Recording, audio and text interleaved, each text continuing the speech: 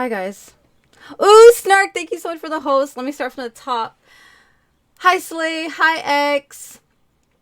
Hello, Lemon. Hi, Jeremy. Let me make sure I didn't miss anyone. Hi, Future Ranger. This time I didn't call you Future Anger. Are you proud of me? Hi, Ninja. I know, it can't be my stream without tech. Which reminds me, the bot should be working. Why is the bot not working, bro? This is ridiculous. Ah, sorry.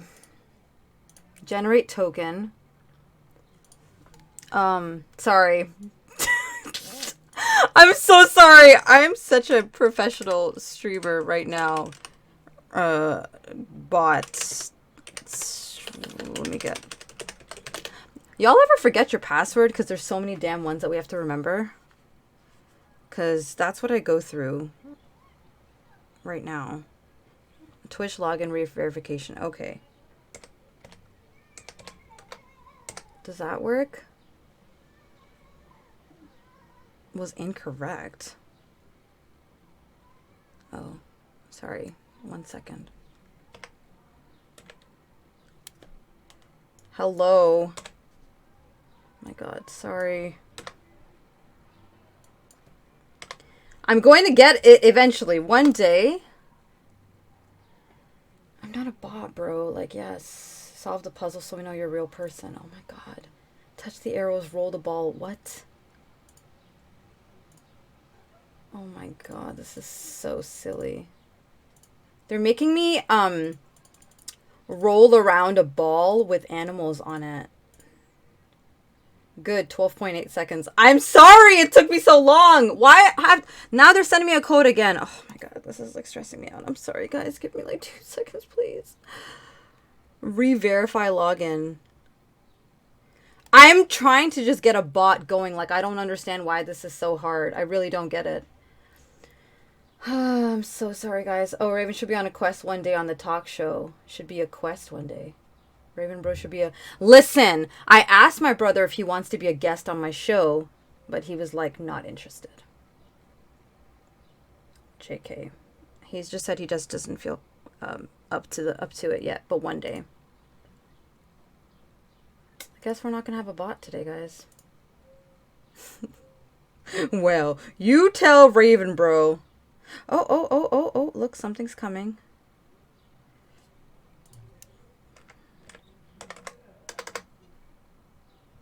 Thank the sweet Lord. Oh my God. Connect that shit, bro. Okay. I think we're good.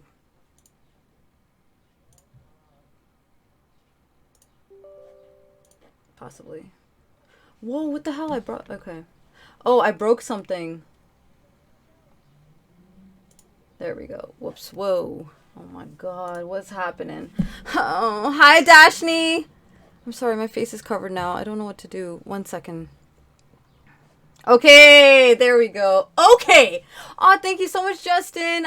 I got your message on the board, and I wanted to say thank you. And everyone here who has contributed to my birthday in any way, whether it's by showing up to the stream, writing on the board, messaging me in Discord, private messaging me here, there, wherever, just singing with me. I see you, Rhetoric. What else? The subs, the donation, the bits. I really appreciate that. So thank you. Bop Bop! How you doing, bull? It's so nice to see you here. What if we forgot but we tried real hard? And I appreciate that too. That's okay. I forget people's birthday all the time. If we talk in romantic relationships, can we talk about what it takes to win the Raven? Well, that's gonna be an awkward conversation. That big dick. No, I'm kidding. I'm kidding, bro. Like, chill, relax. Raven Blow was like, nah, your show ain't big enough for me yet. Yeah, I know. But how are you doing, guys? How was your day? We are going to have... It's good seeing you. Missed your face. Aww. I missed you. It was so nice to actually meet you at TwitchCon and sing with you twice. But yeah, without further ado, let me see if I can nail this properly. Okay. The first person I'm going to introduce is someone that I actually had the pleasure of meeting at TwitchCon, but I knew her from beforehand. She's my Canadian sister, okay? I got to meet her through someone named Joey, because I think it was Joey who led me to you, Snark. I want to say it was Joey. And this person is Snarky Snark. Okay, let me hold on. Wait. I did it wrong. I did it right. Sorry. It's left. Oh my god, it's left. I can't tell my left and right. I messed up. I messed it up. I broke something. It's not working anymore, guys. I had it all set up. I don't understand. Sorry, give me 1 second, guys. Is that right? Oh shit, that's wrong. Hold on. I had it all set up. What happened? Oh, sorry. Oh my god, I'm so sorry. We're gonna have to go like super like scuffed, guys, and we're gonna have to just, I'm so sorry. I'm so bad. I know. Oh my god. Give me 1 second. I'm so sorry. Well, there you go. Now you know it's rhetoric as well. I'm so sorry. This is the worst ever. I'm so sorry. Oh, my Lord, have mercy. You know, I need to hire a tech engineer or something, because I don't know how much longer I can do this. I don't know how much longer I can live with, oh shit, live with myself. What am I doing? Oh my god. Guys, I'm so sorry. This is not the entrance you deserve, okay? Really, this is, what am I doing? Oh my god. I'm so ashamed of myself. I worked so hard to, didn't I call you guys? Oh wait, I can actually just, you know what? We don't need to. Losing it. You know, there you go. I'm being an animal. I'm just gonna unmute you guys. You know, I'm just doing it. You can just talk away. Hi guys. Oh my god. I'm so sorry. This is so on brand. Oh my god. We were literally just talking about this before we started. You're like, I got it under control. I did have it under control. It was beautiful. It was wonderful. Why did this happen though? Like, that's what I want to know. The tech errors wait until you press go live, and then it's over. Yeah, they wait. Okay. I've had my fair fights with printers. I know I'm super behind on track. Oh my god, I had deleted everything. Oh my god, what is happening? Guys, we're eventually going to start the proper show. I'm so sorry. She deleted us from the universe.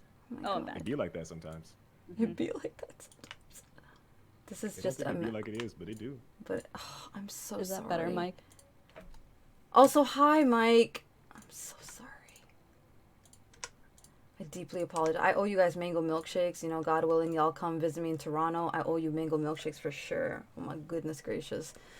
Okay. And the next wonderful person, please let me get it right.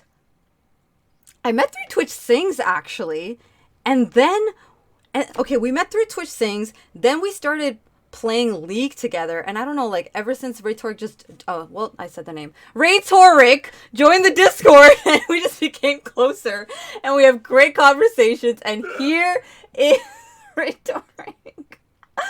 Oh my god, wait. I'm gonna watch. There we go. I'm gonna watch this video like how 12 is years from now, and none of it's gonna make any sense, but it's Very gonna be so funny.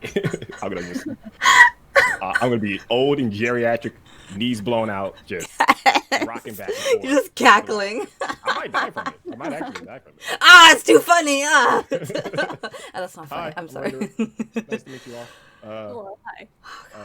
Please take the floor, guys. Do your thing. In engineering school, I have 2 other jobs, and I do streaming sometimes for beer money, because like sometimes I need to get turned.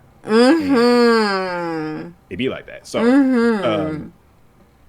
hi, by the way. Snark. Oh, I think you didn't have your headphones when I said. Do you want to say something about yourself? Oh my. Sorry, I think you were like muted when you said. Oh, rip. I'm so sorry. I don't know. Sorry, am I supposed to do the intro? You can totally say something about yourself. I used to stream, and now I don't. but that's just because I go to school for sound design, and we have class from like Monday to Saturday, sometimes 9 a.m. to 9 p.m. So I don't know how I'm supposed to stream on that schedule, but here we are. Yeah. Thank you guys so much for being here. I really appreciate it. Despite the technical issues, despite your busy schedules, really it means a lot. So thank you. I'm ready to dive into the first question. We're basically talking about romantic relationships today. And for those of you who don't know what Raven's Real Talk is, it kind of started as this thing that would happen.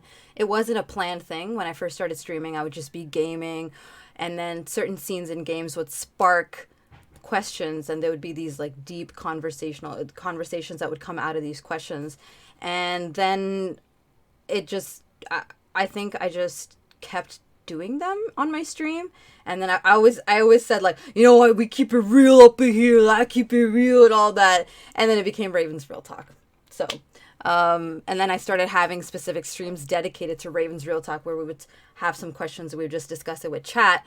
But then, like, I started thinking, like, why don't I actually get people that who I valued, I value their opinion, I value them as people, and I want to get to know them better. Why don't I bring them on this show, podcast, whatever we'd like to call it, and get their feedback and their opinion on these questions as well? So that's where this came from. And we're on episode 2, which is very exciting. And I pray and hope that this continues more in the future, because I think that this is some of the conversations we touch on and we talk about are things that may be a little uncomfortable for certain people to talk about, and they might not want to address those things. But even if our conversation can get one person thinking about their life, or reflecting on the relationships that they've had, or friendships that they've had, or where they are in their life, or even get us thinking, I think we've done our job. We've done it real good. I know this is going to be one of those times where I'm going to start being behind in chat, so I'm sorry, guys. I really do. I'm very sorry. Yeah, I'm sorry. Let me just catch up on chat really quick. If it makes you feel better, I'm reading chat as well, so I recognize your work, and whatever you're typing in the chat, I hear you. I see you. You're acknowledged. Same. You're acknowledged.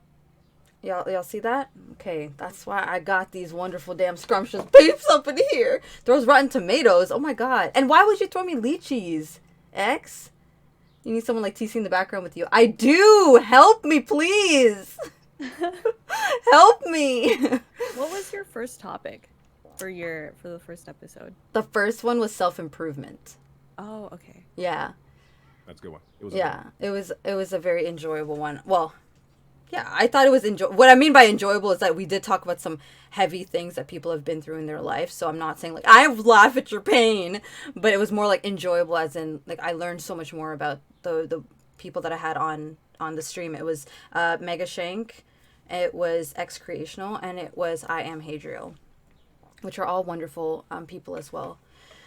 All right, shall we begin? Please teach Raven a few things. Yes, please start with your sound design. Please help me with my tech. It's not tech. We also have tech people, and they're struggling all day too. Oh my gosh. Damn. Especially during. Okay, yeah, well, it's like online classes too, and they still have to do all of the tech stuff, and it's all remote. How? And we're struggling. I'm sure. Experience. Yes. Oh my god. Can we have everybody? Raven really needs to be taught? Yeah, that eventually probably will come. Teach Raven X, Y, and Z, and it will just be like an episodic thing. Raven just got a new mixer. Lord have mercy. She's gonna. Yeah. I didn't even know what a mixer was, actually. I typed in my Discord, guys. I was like, so what's a mixer? And then Hadriel was like, so you like mix this, and it's a good mix, and this, and I was like, ... what's a mix? So it's tough. It's tough being me sometimes, but I do try to be better. Okay, our first question, guys. First question, we're diving in, baby. It is, what is one of the most important traits that you'd want in your significant other? And what is one of the traits that would be a red flag / deal breaker? And it's a 2-part question. So wait, take it away. Start, oh yeah. Raytoric, have you ever taken that Myers-Briggs? Oh, Myers-Briggs yes, I test? have. Have you taken it recently? During No, I have quarantine? not. Nope. Interesting. I bet it's gonna be a little bit different. Mine changed like entirely, and then I made Raven. I didn't make her take it; she took it. Well, And she yeah. mentioned it, and then she was just like, "You want to take it too?" You held her hostage. I hear you. Yeah, it was Blink like twice. Over literally DMs, guys. Oh my god. Hold And me hostage. I slid into her DMs and was like, "You gotta take this." But yeah, my results changed because of quarantine, and I read the thing that was related to this topic. Yeah, it's gonna be a time. That's interesting. Put that in Okay. Google search real quick. Does Yeah. someone want to grab the? Actually, you know what? Guess what? Snark shared it with me, baby. I can share it with you guys. Okay, the link. 16 personality. This is what Snark is talking about. For those of you who would like to do the test. Is it 16 personalities? Yeah, exactly. It's Oh. So Fast actually, and easy. fast and easy, exactly. Whoa. I can even start us off if that makes it easier. So again, the question is, what is one of the most important traits that you'd want to have in your significant other, and what is one of the traits that would be a red flag / deal breaker? And for me, I think one of the most important things would be kindness. And I think that is something that can be applied to so many different parts of your relationship. Like my siblings and I were just talking about this yesterday. Giving charity, I think, stems from kindness, just having that kindness in your heart for recognizing people, recognizing people other than yourself. Sorry, that's what I was trying to say. Like also recognizing that they're people other than yourself that you should be concerned about and think about. And I'd never want to be with a partner who, if I mention some kind of charity work, sorry, this is, please don't take this like I'm like boasting and bragging that I do so much charity work. That's not what I mean. I just meant that I realized that that is something that I definitely need in a partner, where they need to have that level of kindness, where if I mention that, hey, there's a soup kitchen down the street, and I was thinking, you just want to go there for an hour on Sunday, I don't want to be met with some kind of pushback saying, oh, I'm so lazy, I don't want to, I don't understand why you need to go, there's already so many people volunteering, like why do you have to go too? I don't think that's a genuinely kind person, just someone with a good heart. Does that make sense?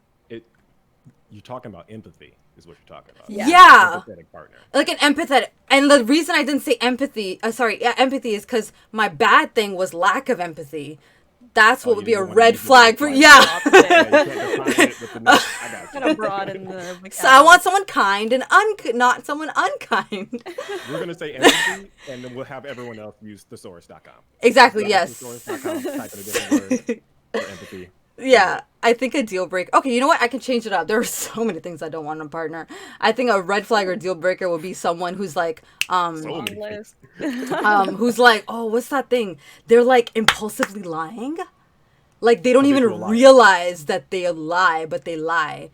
Like I knew someone who I asked them a question and I could literally hear that there was someone else in the apartment with them. I literally could hear them, and they were just like, I'm just here alone, just chilling. What was the point of lying though for that situation? Like, I guess they wanted me to think that they weren't with someone in the apartment because they thought I would think that they were like being sexual with this person, and they didn't want me to think that.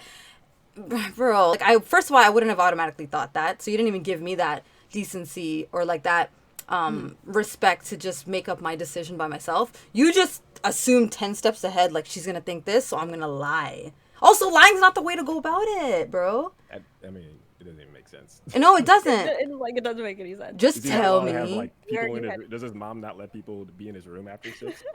No, he was living alone. Oh, okay, then. Yeah. You're a grown ass man. Sorry, excuse me. No, you But, can say yeah. that. So Yeah.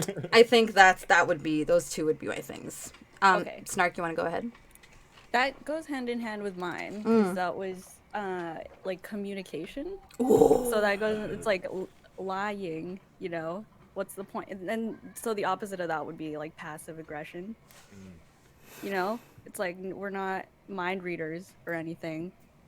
It's just use your words. That's They're such there. a good one. I know. Have you at And any it's point been a passive aggressive person? Yes. Okay, I was, okay, like, okay.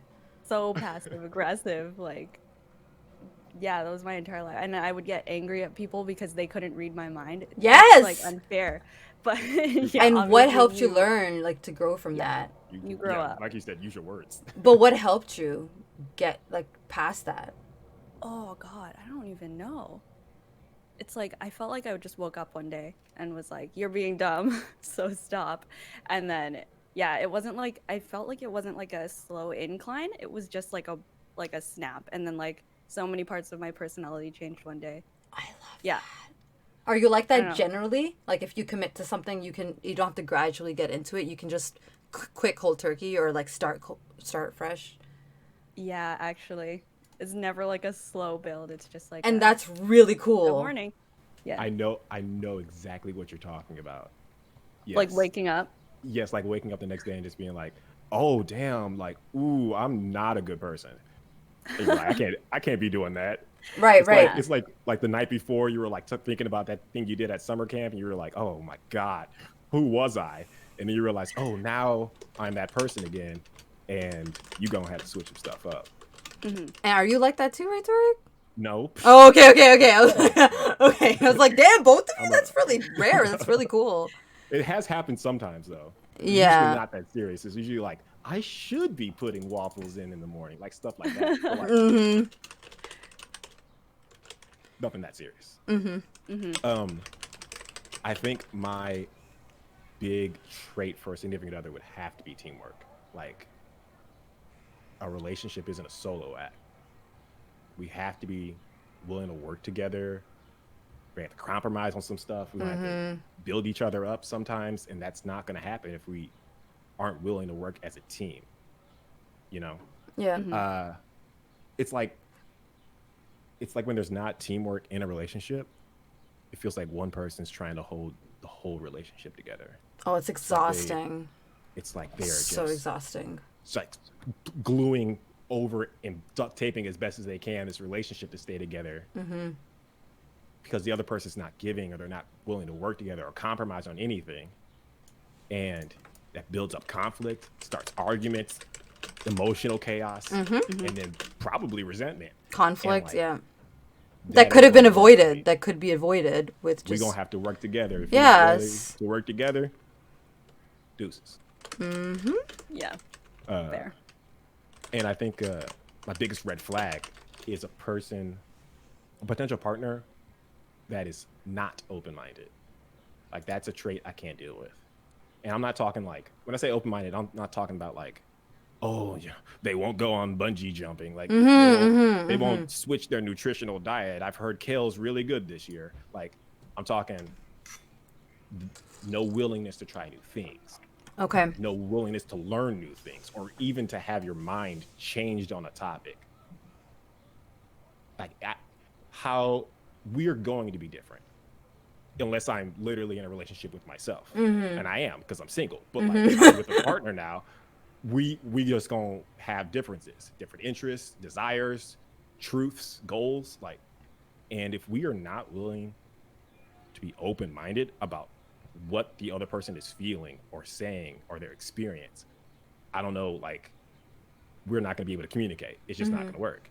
And then inevitably, whatever difference we have that we haven't been able to talk to each other about is going to tear us apart. Yeah, and it's gonna catch up.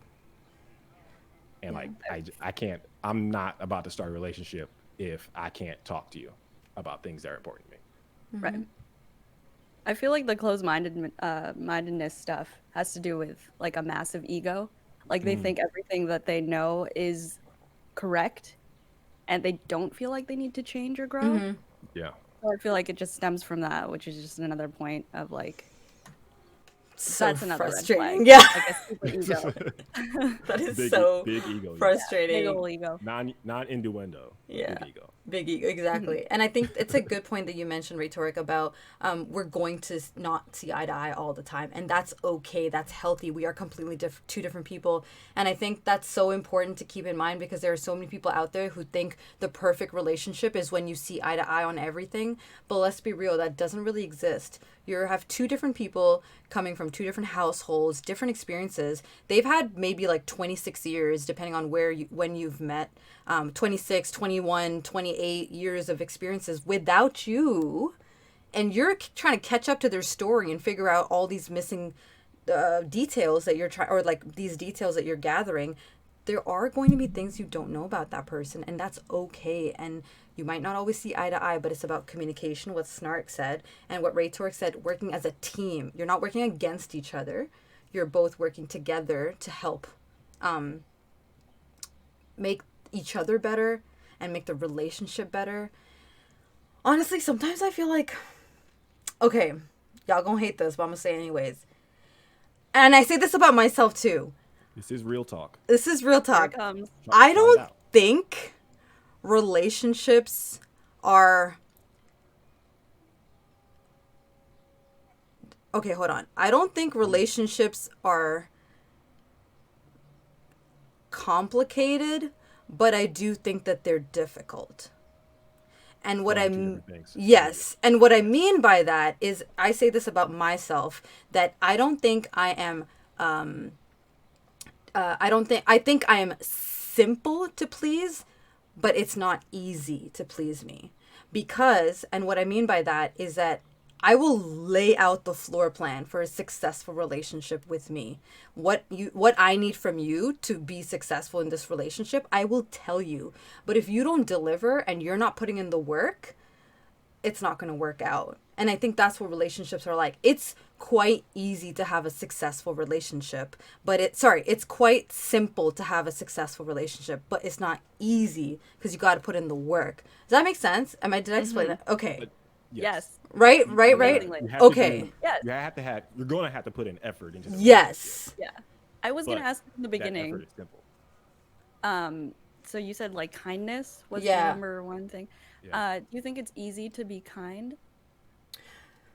I think for certain aspects of life, it comes naturally. And then I think for certain other situations, you almost have to like fight against the evil side inside of the evil part inside of you to be kind. Because there are situations where you don't want to be, you don't want to do something nice for someone, especially if they have someone who's wronged you or they've hurt you in some way, or you know that they're not a very nice person.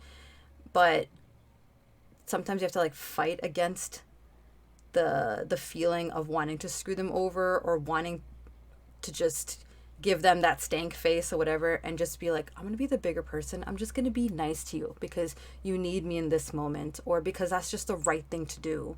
So I think it's not easy sometimes to be kind, and I think that's something that people don't talk about either, because they're ashamed that I know sometimes I feel that way, like, am I fake because I'm not naturally kind, but I try to be kind? But I don't think you're not naturally kind. I don't think I'm like, I have evil thoughts sometimes, of like, I have hurtful thoughts.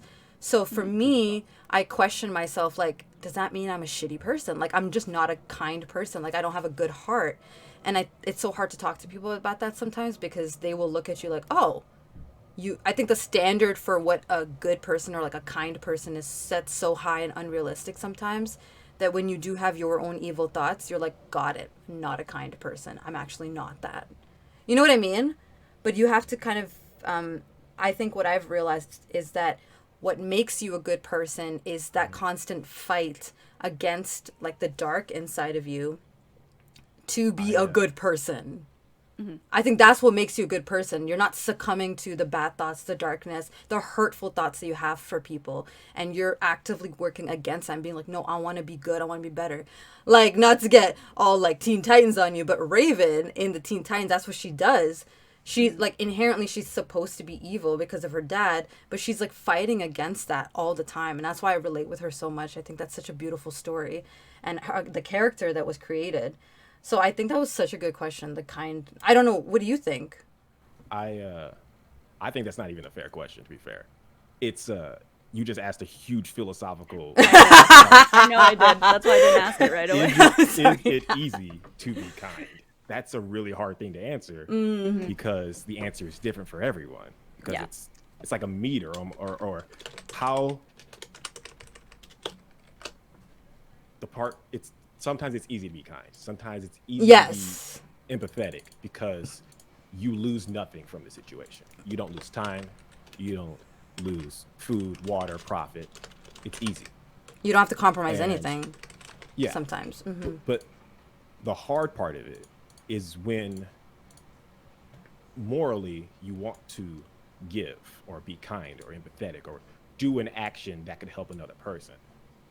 And at the same time, you will have to sacrifice something of yours, That's when it's whatever truly it put might to the be, test. time, money, effort, a kidney sometimes. And like now you're weighing what is the worth of empathy over my own needs. And for everyone, that's the scale is different. People who are food insecure have a hard time giving a sandwich to a homeless man. Yeah. People who are financially in a tough spot can't really donate to charities. Maybe they can exchange their time, maybe they can exchange one of those other needs that could be equivalent. But for a lot of people, it's barely even a difference. One is weighed more heavily than the other, and they just choose not to be empathetic. Now, sometimes that lack of empathy is actually selfishness because they're weighing they shit too much. And so they put high value in whatever it might be that they, I don't know, don't have to do something as opposed to do anything. They can just stay out of it instead of actually assisting. Is it easy to be kind? I wish it was. It's a sometimes thing. It's Yeah. 100% something. And that's why I feel Contextual. like, yeah, and that's why I feel like when you do make that effort to be kind to someone, it's such a beautiful thing because you're making the choice. You're making that choice to be kind and not be a dick. And I think that took me a while to realize that, and I only actually realized that when I got older that, oh shit, this is a choice that people make to not be a dick or to be a dick. It's a choice. And I don't care what people say that like I'm just naturally like that. My life experiences that made me a shitty person. No offense, grow up. Like we all have shit that we've been through and we just have to move forward. Like we can't hold our past experiences as the benchmark for how we choose to live our life forever. Eventually we'll have to grow out of that. We'll have to leave our past behind and the things that have hurt us and pushed us down and made us these nasty people or having these dirty, like these terrible traits and these awful traits. And we should want to be better. Unless you just want to be a shitty person. That's fine too. That's fine too. I mean, To each their own, you know? if you think about empathy as a muscle, Yeah. you know, the more you use it, stronger it gets. The more you use it, the better it gets. And if you decide to not use it, you can go the opposite way. And it's really easy to make that choice whether or not to be a dick. Because either you've practiced not being a dick for a Yes. long time, and it's surprisingly easy to do when you've been doing it for a while. Yes. Or you've been a dick for so long, you don't know the difference. Yes. And I think what's worse is if someone doesn't call you out on your shit, then you don't know sometimes that there's something wrong that needs to be fixed. And that's why, guys, especially in relationships, if someone is mistreating you, you gotta speak up. You can't just be like making excuses for people, which is gonna be probably discussed later on. Okay. Are y'all ready for number 2? Yeah. Yes. Okay, number 2. Is there a this is going to be a controversial one, but I don't care. Is there a physical characteristic, yes, that would inhibit you from dating someone? Okay. Does hygiene count as physical? Because if there's a lack of, does it count as yes? More like physical. So like, but lack of hygiene could affect a person physically. If they, counts, then that's my answer. yeah. Okay, that's. I think she's talking about involuntary characteristics. Yeah. Oh, Okay. you mean, like that height. you can't. Yes. Change. Yes. Okay. Yes. Exactly. And that's exactly why it's controversial because people could hit you up with, well, I can't control it, and I have a thing to say, but what's yours? If there is anything, some people don't have a thing, and that's okay. I've read a few places. I don't think there are any physical characteristics for me not to go on a date with someone, unless, like, if they are head to toe covered in hair like Bigfoot, Mm. like their drains will get clogged every day. I don't have time for that. If they have like no skin or like a really weak Oh my spine, God. I'm a deep hugger, and like I don't want to have to hold back. Like that's gonna be it's gonna be a no for me. So wait. Then in that case, But if you see a really really skinny girl, would you kind of be like, "Bruh, I don't think she can handle a hug. How's she gonna handle my hug, bro?" if anybody asks for a hug, they get one. No questions asked. What if they say, "Hey, can you give me a hug? Except I got a weak spine Yeah. and no skin." I'm Are gonna you say, like, no? let's see what we can work out. Anybody got a raincoat or something? Right. Like I think we can make that. I think we can make it. Wow, that And is that's so compromise. Nice. Yes. Very But- That's compromise. There we go. Besides the fact that I would question whether or not I'd hug somebody with a weak spine. Like, Yeah. I feel like I'm an equal opportunity single man, and Ooh. there will be no discrimination on any potential partner trying to shoot their shot. I Now, love reserve the that. right to have personal preferences Yes. and to treat them like anyone else shooting their shot. If we don't mesh, we don't mesh. Okay. But like, you're not blocked. There's no wall from any type of physical disability, or if you have superpowers, that's great. Come on in, Come on. holla at me. Yeah. But Oh, that eye contact. Y'all saw that? Y'all clip that shit. The holla Yeah. at me and the eye contact? The dead eye contact? Okay. I'm just saying that's the only difference for me. Okay. Okay. Snark, what about you? You got something? I'm in the same spot. I've really tried thinking of it, but like Yeah. my track record, it's like there aren't any like similarities between like anybody that I've been in a relationship with. So that's hard to like. Think of something. That's hard to think about. Yeah. I think one part is definitely like a little bit of ableism. Like we don't have any real characteristics or traits that are hindering us on an everyday basis, and so it's hard to imagine That's a good point. not being looked at Yeah. like everyone else looks at you, or if you were to go up to someone at the bar, not being questioned beforehand because you don't walk like everyone else. And that makes it really hard to like think about like, is there something that would make me look at a potential partner different? Differently. Yeah. I know I have something that's going to be the controversial. Also, Smell You Later says, I've read in a few places the significance of not being beholden to your stories. And I agree with that. And especially you yourself not holding yourself kind of captive of your own stories. They should be stories that like celebrate you in a way of bringing you to where you have come in your life, but I don't think they should limit you for who you can potentially be in the future. I really do think that human beings are capable of change. And I think I mentioned this last week as well. It's difficult, it's hard, it's a very grueling process, but I truly do believe that people can change. What's worse is if someone does call you out on your shit, but don't give a fuck. I know some people, oh, yeah, that's even worse. Then you don't do anything about it. I'd like a hug, but I have hollow bones. Would you ever date someone who put the milk? I do that. You should relax. Listen, Rhetoric talked about someone having an open mind, okay? They should have an open mind if they're dating me that I put my milk first and then my cereal. Okay? It's a thing and it's okay. I'm gonna have to try it before I knock it. Exactly. And if I try it and I don't like it, I will let you know. Yeah. Yeah. Exactly. Milk and then the cereal. Everybody. Serial cereal killer. comes in.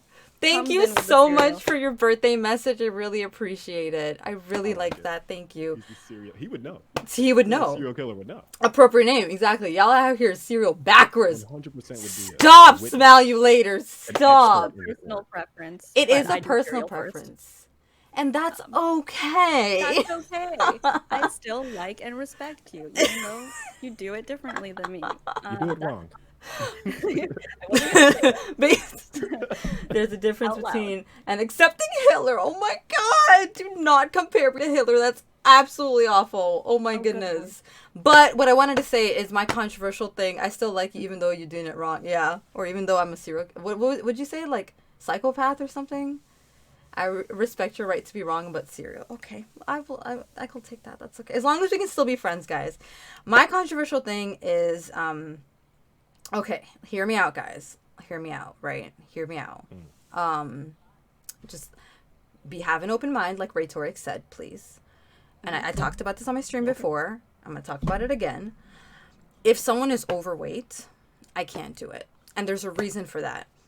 I believe that physical attraction is something that's very important to me, and I think it's important to a lot of people. But I'm only going to talk about myself right now. I think if someone is overweight, that affects the attraction that I have for that person. And I also think that if someone is overweight, that affects their lifestyle, the type of lifestyle that they live. And I try to live I try to be active, and like I love going out. I wanted to go on hikes. I want to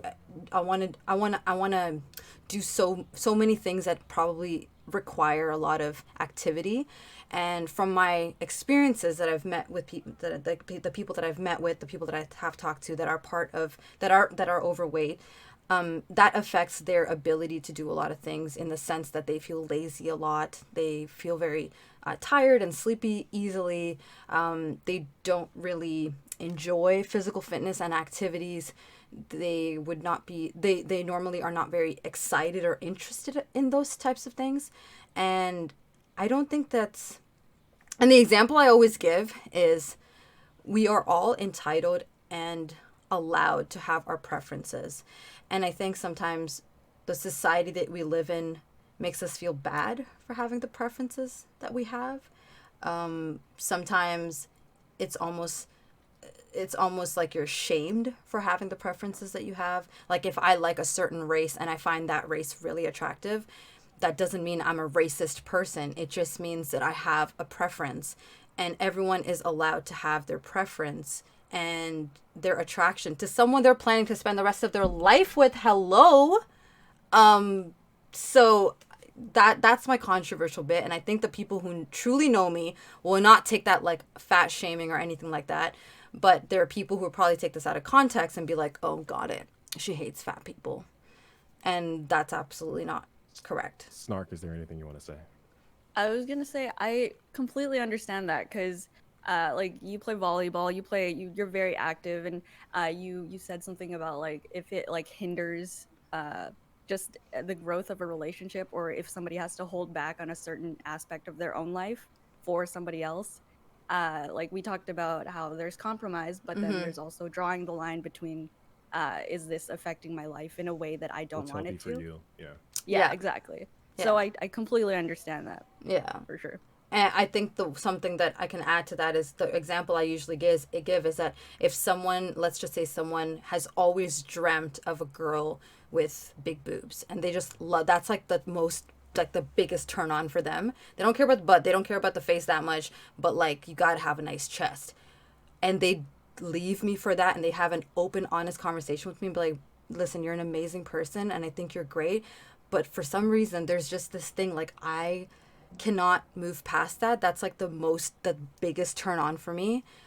I would hurt, it would suck, but how can I be mad at someone for their personal preference? Like it just doesn't make I think sense.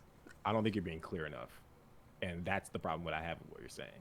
Wait, what do you mean? I don't think you're clarifying enough. Okay, tell me. Now, I am definitely one to say to my significant other, either I have to, in an emergency, either I have to be capable of carrying you out in the fire, or you have to be capable of carrying me out in the fire. Like one of us is going to have to do it. Okay. And like, I recognize that like that is a barrier to some people in terms of weight, muscle mass, all that stuff. But at the same time, the question was not, would you have sex with that person? The question was, what is a physical characteristic that would prevent you from dating with someone? Yes. Now, is dating only defined by sex. Oh no, so that's not what I'm. So for me, I I know, only I know, I date hear you. if I know I'm have a future with you. Right. Yes. I hear you. Yeah. You are allowed to have sexual preferences, but you also have to acknowledge that dating is more than just sex. Dating Oh yes. is getting to know a person. Dating is finding out if that person is overweight because they choose to eat too much and don't care about their body, or because they just have a really hard time accepting who they are, and the only way they can cope with it is Twinkies. That's a real thing. It is a real thing. And some people don't want to be the way that they are. Some people don't even like their bodies. And I can recognize your sexual preference. I definitely do. But you also, you got to remember, like, these people are still people with issues. 100%. Yeah. And you can't, it hurts to be looked at differently. Like, it just hurts to be wanting to talk to another person and knowing that when you walk up, that they will cut you off immediately. Like, you are already in love. And that's a sucky feeling. That's a terrible 100%. 100%. But it's also hard I've been there, to be open-minded enough to be like, all right, let's see what happens. Right. Even if nothing's going to happen tonight. Okay. So you're right. I'm not being clear. So for the record, I haven't really ever gone on a date. I've only had 2-3 relationships, and they've all been like, we're just friends for a year or 6 months or whatever, and then it naturally develops into a relationship. So I've never been like, hey, do you want to go out? And then I'm just like, sure. And then we go out on a date. Let's see how it goes. I've never done that. It's always like, I've only transitioned to someone from a friendship into a relationship if I know there's a possibility that we could get married. Like, this is a real future, like, life partner. So your dating experience is only with people you've known over time. Yes. Gotcha. So he's right. I did not clarify that. And there's a reason I choose to do that. I don't think my heart can handle just like dating without forming some kind of base, like friendship with that person and knowing them just as a friend and chilling with them as a friend. If I even can handle them as a friend, and then naturally that progresses into something else. I know that doesn't work for everyone. There's a lot of people that do not agree with that approach and it doesn't work for them, and that's completely fine.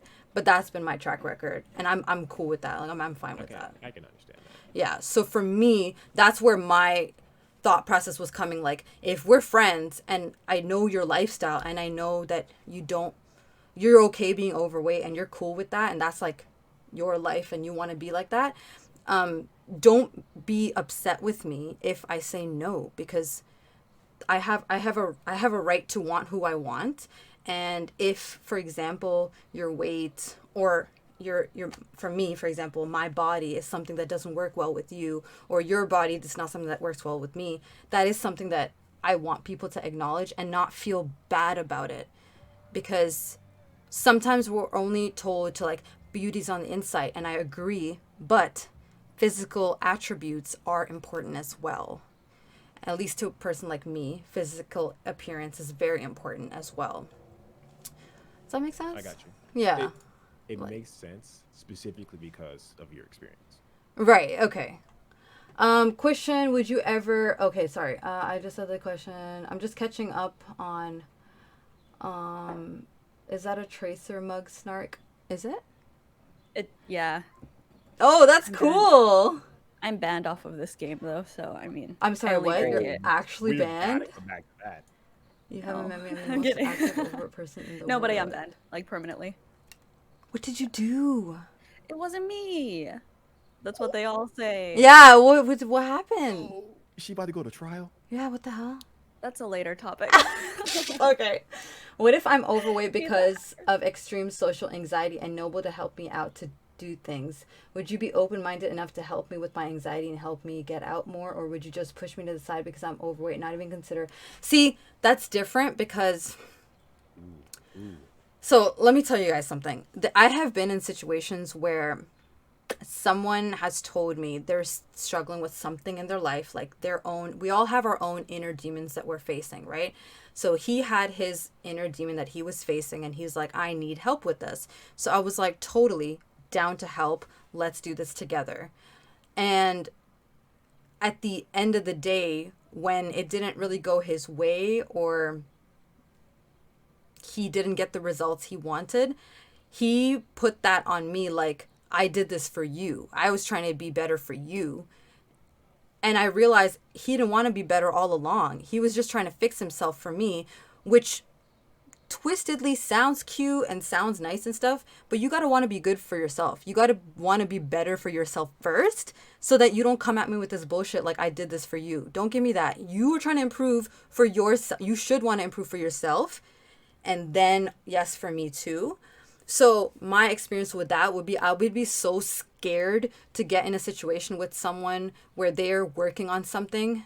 And I think it would depend on their commitment level. So if you were like really committed and you've been trying to help yourself out of that situation before you even met me, and I was that extra push, completely different. I'm there with you 100%.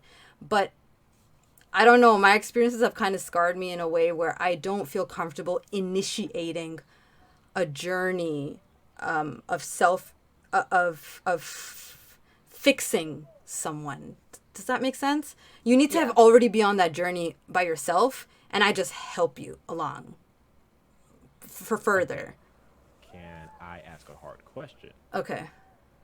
Are you, I think I already know the answer because you talked about your dating preferences and like how you like to date, you like to get to know people a lot more before you commit to a dating type relationship. Right.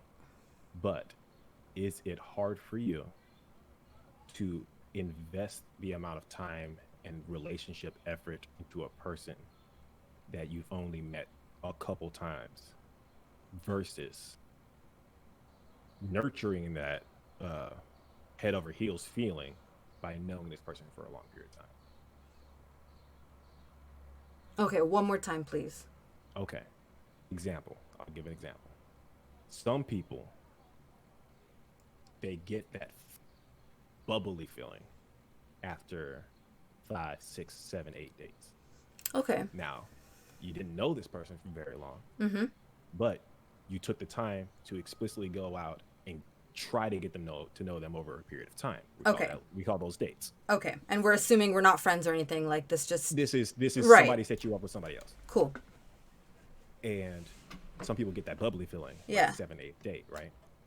But for you, what that bubbly feeling is wanting to commit to that for a long period of time, because you're not going to waste your time with somebody that is not going to waste their time on you. And so you have to be willing to change yourself. You have to be willing to improve yourself. You have to be willing to listen. And the only way for you to grasp if that is true is for you to slowly nurture the head over heels feeling versus going out on 6 dates. I think that's kind of, yeah. I think that because it's hard for me to relate to the first bit of the question because I've never experienced that, and it seems like someone. It seems like something so far away from me as a person. Like, I don't think I would be able to do that. And I think the problem with me is when I actually commit to someone, it's like 2000%. So I need to be so careful with my heart that's why I make that foundation first. And sure, yes, I haven't had successful relationships, but I try to lessen the amount of unsuccessful relationships that I've had. Because I like know myself, and I know I love, and I know those like cute feelings that you start to get. Sometimes they're just cute feelings, and that's it, right? And I've felt that way about so many people. And then you're just like, you're fucking annoying. You're actually getting on my nerves right now. Like, after a little while. It's real shit, man. So, I mean, it's real stuff. Real shit. And that's why it's so scary when people, I guess, get super, super, or they act on these cute little feelings because it could have like detrimental effects on your heart, like because you give 1010% and it's only like 6 dates in, which I'm not saying is anything wrong with that. I'm just saying if that's how you go about it, you must have a heart of like, I don't know what kind of strong metal heart, because it's tough for your heart to go through so much, and then it doesn't work out, and then you try again and it doesn't work out. Kudos to you, but I definitely can't do that. Yeah. Yeah. And I think I've realized about myself too, I am very careful with how much I invest in friendships as well, because I'm so afraid of giving so much of myself to people and then it not being reciprocated or not getting that like love and comfort in return from a friend. So I just try to keep people, I'm nice to everyone, I'm check up on everyone, and I'm good with everyone, but that extra mile, it's something I struggle with. Reserved. Yeah. Yeah. It's something I struggle with. Yeah. So you guys kept referring to. Sorry, go on. No, I was just saying, Ninja, I don't know if I answered your question, but I hope. Hi, Vic, also. Thank you for saying what I was thinking, Ray, that you got to figure out what's on the inside. Yes, I do think. Yes, sorry. Please don't think that I'm focusing on outer appearances only, guys, please, because I know this very much about myself, that I actually think something about myself, that I can't be like physically intimate with someone unless I can relate to their heart. So yes, it's very important to know what's on the inside of someone's heart, and I'm not discounting that, but I'm also giving importance to physical appearance, which you're sometimes shamed for wanting and having. That I want someone attractive, and there's nothing wrong with that. I'm not shallow, but that it's a lie, I think, to say that that's not important. But there are people out there for which it's not important, and that's okay too. Being So way differently. Yes, and that's completely okay. Totally fine. Hi, King, aka Casey. Thank you so much once again for your. Oh, actually, I didn't get to say thank you. Thank you for your message on the board. I really appreciate you. Thank you. Hi, Ash. Hi, Bloomer. The past should not control the future. I'm sure Prof said something like that. I don't know if the timing is important as a motivation. Someone should change for themselves. Absolutely. Volume feels a bit low. I have something else open and turned way down so I can hear you both. Oh, I'll turn them up. Sorry, guys. Let me turn them up. Let's see. There we go. I hope you can hear them better now. And what defines a successful relationship? Oh, Lord have mercy. That's a question on its own. I don't know. Actually, good point, because yes, a successful that's a great point, actually, which we can get to after Snark says what she would like to say. Sorry, oh my god, Snark, I go for it. forgot what I was going to say. I'm so sorry. No, it's not your fault. I have a terrible memory. Oh, right. Okay, so Okay. you guys were talking about like these bubbly feelings, these like cute little Like What are crush. those? I think it's a crush. You What does saying? that mean? Is it not? Okay, sorry. I What don't know. is- I don't know, what man. is- I don't what- know, I'm bro. I don't asking know. Can you state the question. question one more time? I'm sorry, I don't think I heard you. Yeah. correctly. What does that mean? Like, can you explain that in words, or can we only use words like that? That I'm trying to just like an umbrella term for things that people are Yeah. supposedly supposed to know. I don't know. Like What I was just specifically started. talking about. Yeah. I got you. Okay, thank you. What Thank I you was so much. specifically talking about is that feeling you get when they come into the room and it feels like gravity changes. Or when the only thing that you can hear are your heart and their voice. Or when you don't know why you want to be close to them, but you are, and you do. Or when you wake up and they're on your mind, and when you go to sleep, they're on your mind. That's that bubbly feeling that I was talking about. That's what I was trying to Okay, explain. is that not infatuation? It can be. It can be. It can be. It's definitely a factor. I would say that infatuation is definitely a little bit more geared towards sexual attraction. But I also think that infatuation has another branch that can just lead into wanting a real partnership with that person. Yeah. Okay. I see infatuation as, yes, the sexual bit, but I also think that anything, well, I think the way I look at infatuation is something that the feelings that come really quick, that don't have the time to be fully developed. I think those like raw feelings, in my opinion, are infatuation till they have time to be grown and nurtured and turned into love. I also And hopefully, think if they that get there, you know. it's definitely infatuation is 100% short term.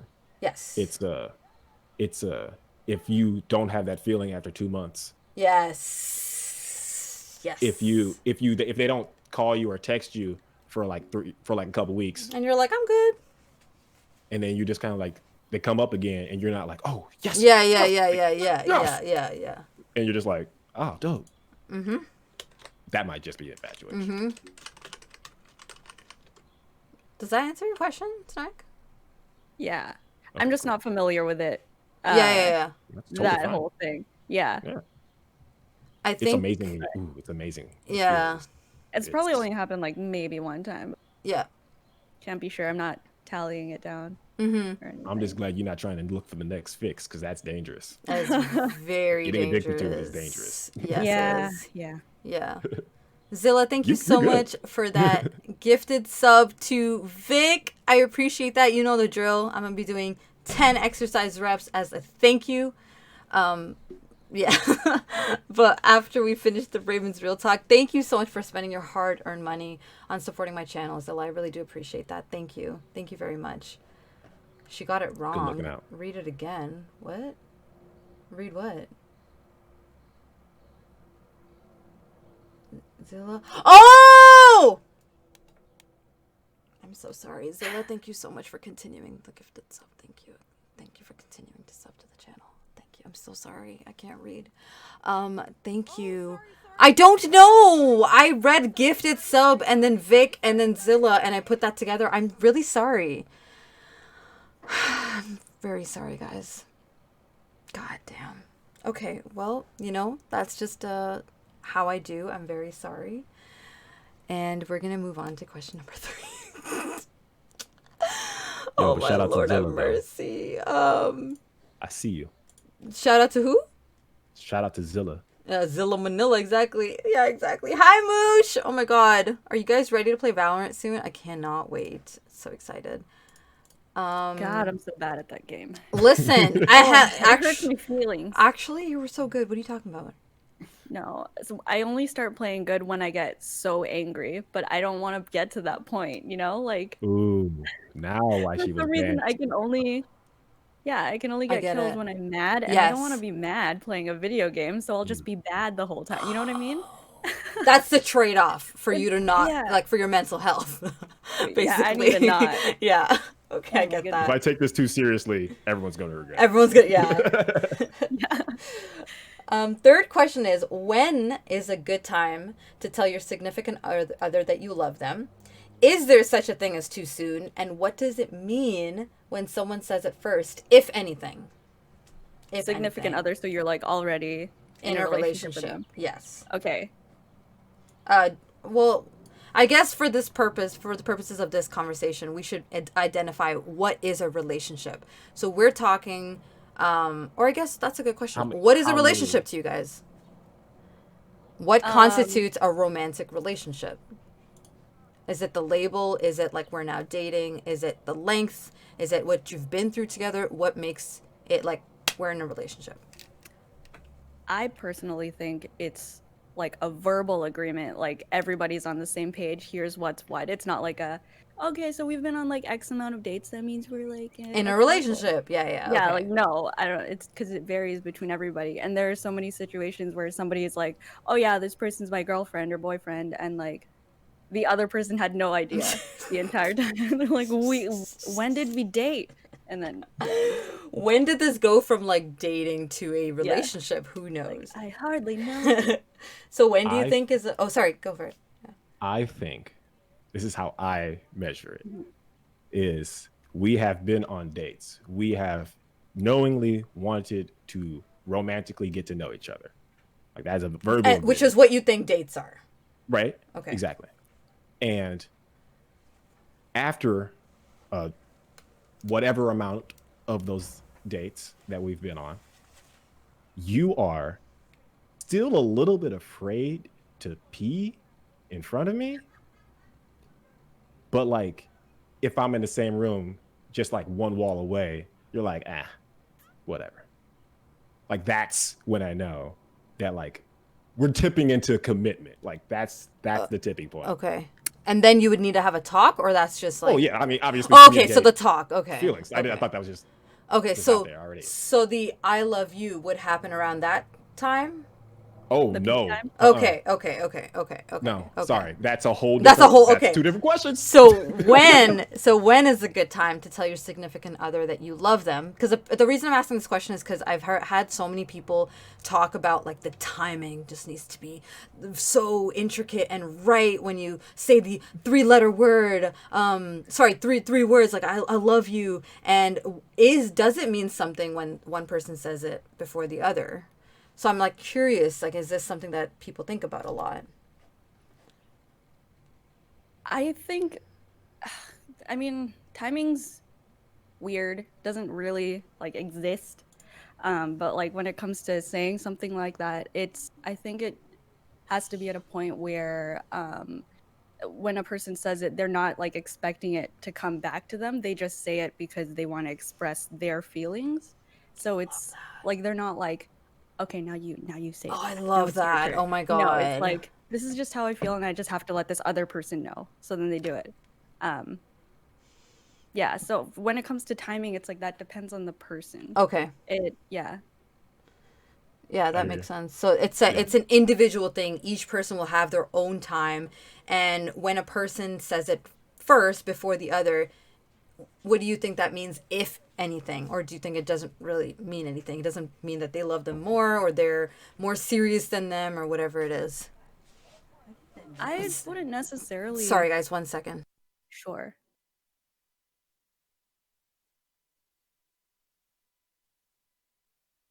Okay, sorry, go ahead.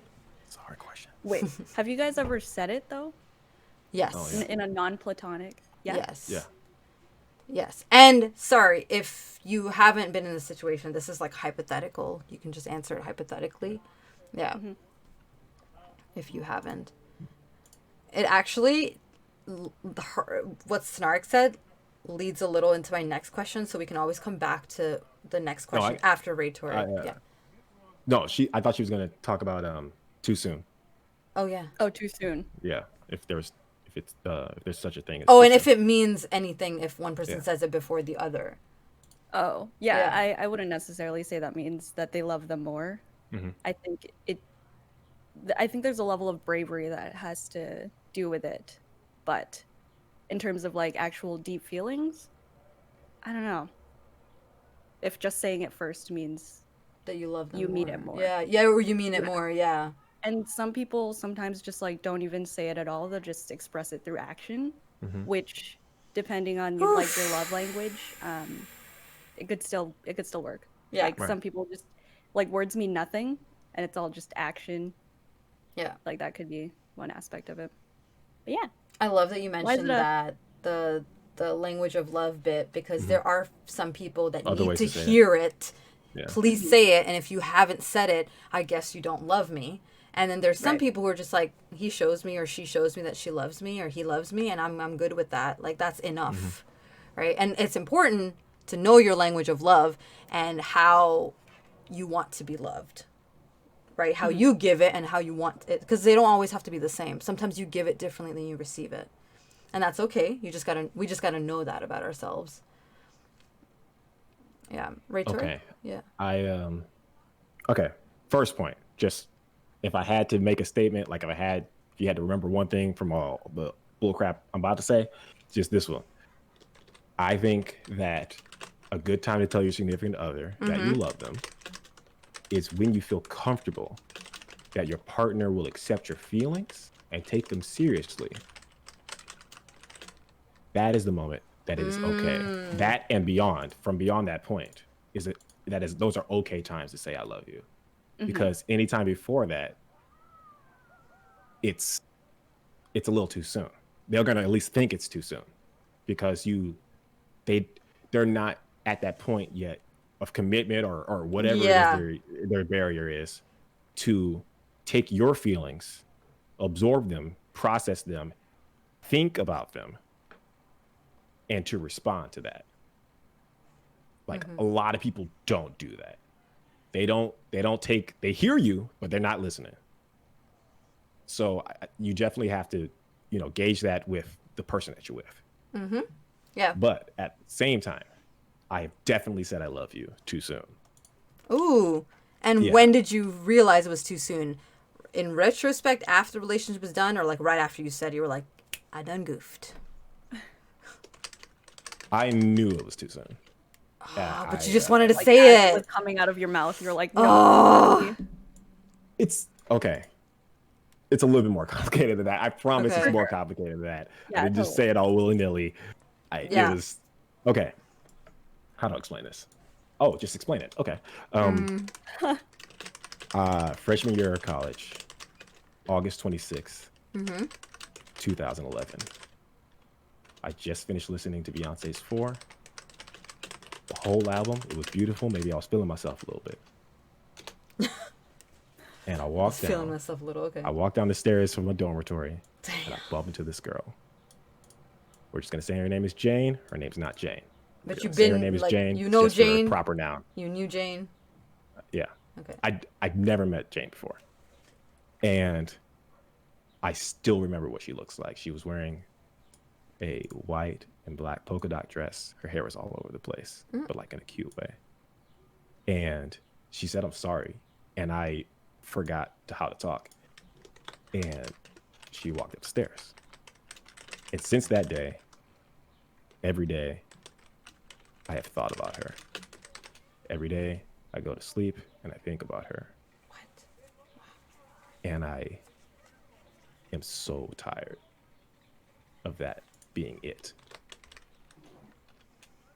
And so, I think a year ago, maybe 2 years ago, I had the opportunity to hang out with her because we lived in completely different states, went completely different ways.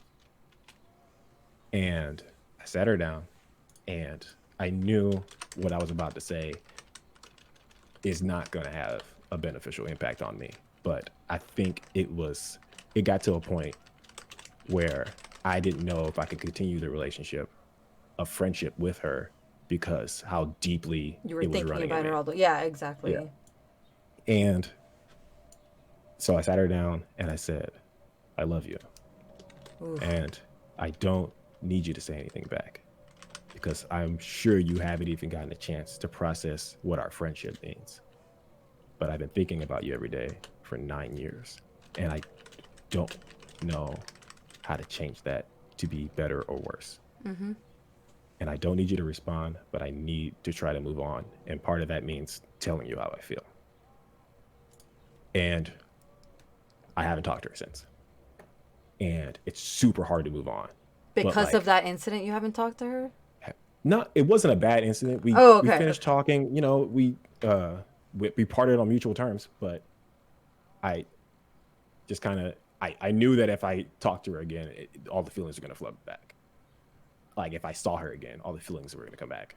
And so I blocked her and everything and deleted all our messages. And I don't know what she's up to now because I felt like it was the healthiest thing for me to do. But like, damn, like I knew it was too soon to say. Yeah. And I wanted to swallow it because I swallowed it so many times before, phrasing. Yeah. But I wasn't even thinking. Oh, my Lord.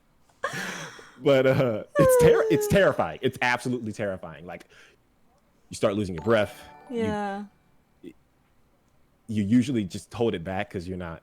Ooh, hey, Nikki. Nikki Arcs, thank you so much for the follow. You see that Raven? That is you. You are now under my wing. Welcome. Yeah, phrasing for sure. long time. 9 years Yeah. is a very long time. Holy. Yeah. Yeah. It was consuming me entirely. Did you feel like you And it's kind of had to say the "I love you" bit just to get it off your chest? Because sometimes I feel like it's It was- burning right at the tip it of your was- tongue, and you're just like, I just want to say it. I know this is gonna destroy everything, but I just want to freaking say it. I felt like for 9 years I kept a pretty good head about it. Yeah. And was able to keep it down behind my tongue where it will never come out. Yeah. Even though I wanted to say it when I bumped into her. But it was just growing. It was just growing inside my chest the whole time. And That's it's exhausting. That is so Did you exhausting. try dating other people during that Yep. 9 year? And did you date them because you wanted to get over Jane? no, Or were you okay? I didn't date it. I didn't date them specifically because I wanted to forget about her. I dated them because I saw a potential future with that person. Okay. Okay. It's hard to know the difference because sometimes it doesn't feel like there is one. But I feel pretty confident saying that, even though we're not together anymore and I'm single. Ugh. But it just, I don't know. Even if you know that the answer is I don't love you too, Yep. even if you know that, there's still some part of you that thinks it's a good idea. Yes. And yes. because there's a maybe in there. There's a maybe. Like maybe we have eternal bliss. Maybe we grow up together. Like maybe. I do think it's And, like- important that both of you mentioned though that when you say I love you, you should not put pressure on the other person to say it back. Because I feel like there have been many people even in chat that have possibly said I love you too, just because you're like, now what do I say? They've just poured out their heart and you feel almost like pressured to reciprocate that. And I won't lie, I've been in a situation where that has happened. And well, actually, that's a great segue to the next question, which is, have you been in a situation where someone has told you that they love you, but like you don't know what to react? Or how would you react if someone told you that they love you and you're like, bro, I'm not there yet? Like, how do you think that you would feel, or how do you think you'd react? So I've been in a situation where someone said that to me and I said, thank you. You said thank you. A At queen. least you didn't Han Solo. I said thank you, but then I've you. also been in a situation where someone has told me they love me and I knew I was getting there. I just needed some more time, but I said it. And even though I knew that I was eventually going to get there with this person, it was my like latest boyfriend of 3 years, I felt like I wanted it to be real and true and special when I did end up saying it. And at that moment, I didn't feel that that was right for me. I should have just let him say his piece and not feel pressured to say it back. I don't think he pressured me, if I like remember correctly. So I had the most gut-wrenching experience of having to contact him and be like, we need to talk. Damn. So remember the other day where I told you I love you too? I was just on my period and I was actually, which is true. When I'm on my period, I get extremely loving, extremely emotional, or extremely crying emotional, like I'm just crying. But this time it was the extremely loving bit that came out, and all the love that I was feeling, or that those feelings were just like amplified. So I was like, this is definitely an I love you too moment. But it actually wasn't, because after my period was done, I was like, I do deeply care about him and I just need a little bit more time and experiences with him to feel that love. Because I feel like when I develop love for someone, it depends on the things that we've been through together. So I think if our relationship hasn't been tested enough, we haven't gone through experiences, then it's too soon for me to say I love you to someone. It just, for me, doesn't make sense. There's so much weight behind I love you. So I had to contact him, tell him that I was on my period and this is truly, I'm sorry, I just don't feel like that right now. And let me tell you, that was such a difficult thing to do. And he was very disappointed and very hurt. But I'm so glad I did it, because I didn't mislead him, right? Like, I was honest with him. It's tough, but it was my fault for like letting myself become that vulnerable and emotional to just act on those feelings that were temporary. But I'm glad that I cleared it up.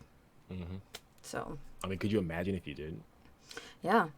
You just have to live with it deep down. You're like, I really said that day, man. Yes. And the thing with I love yous is once you say it, you've opened the floodgate. And you say I love you too, every other day it's gonna be I love you too, I love you. You gotta put up with that lie forever and ever and ever. For as long as the relationship goes on. Yep. Right? So I'd rather we just cut it, and then when it's for real, both of us, then we move forward.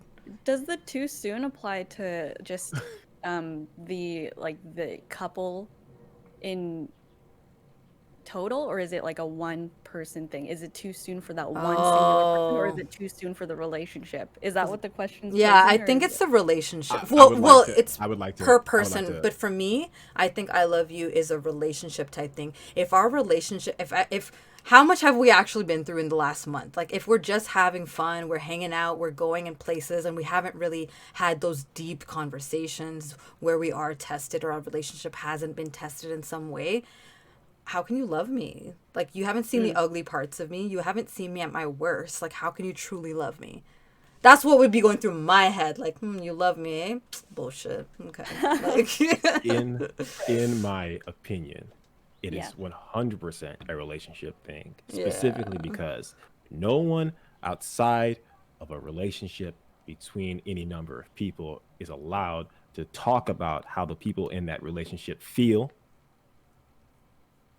because they don't know.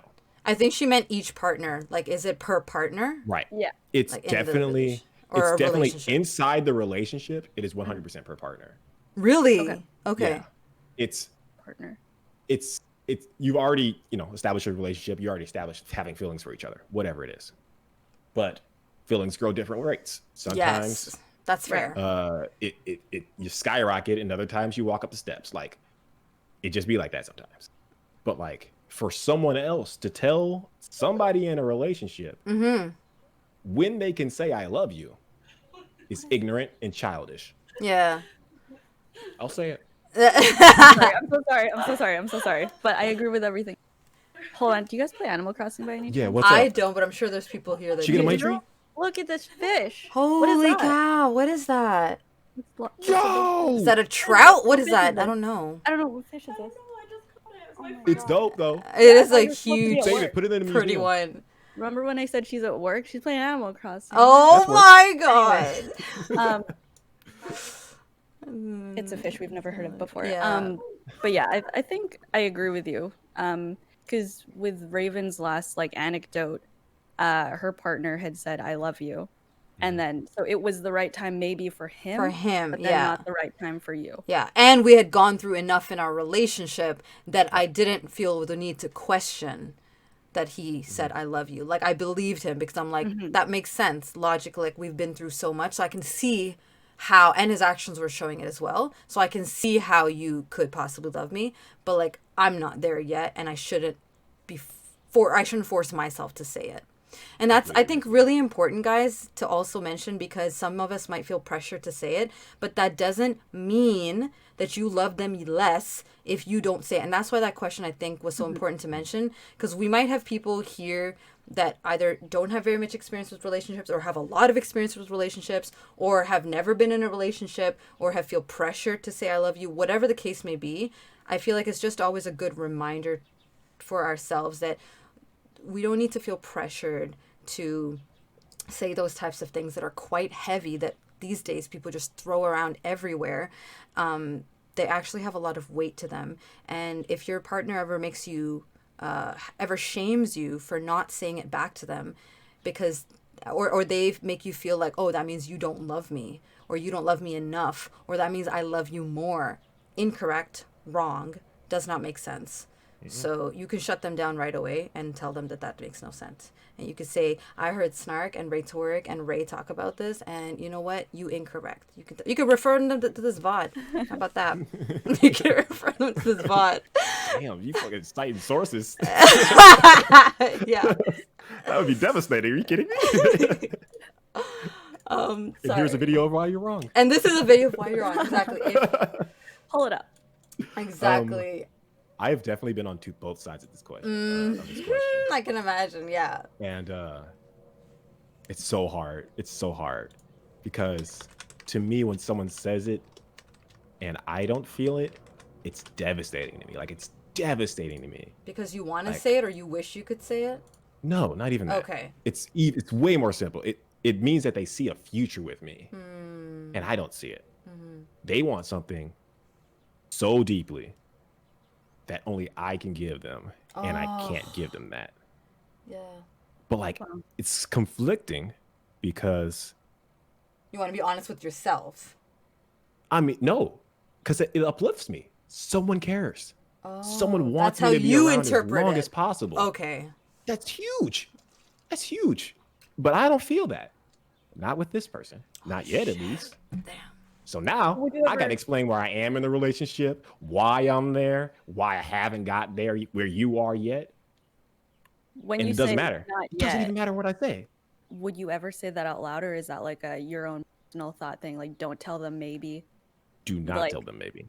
Don't Yeah, do Really? this that. happened a couple times do to that. me, and the No. first time it happened, I was like, not yet. That's a big old mistake because now they're like, No. oh, I get to hold on to this, Oh, and then I and then didn't they're think like, of it's that. a You're maybe. so That's like right. basically yes, round up.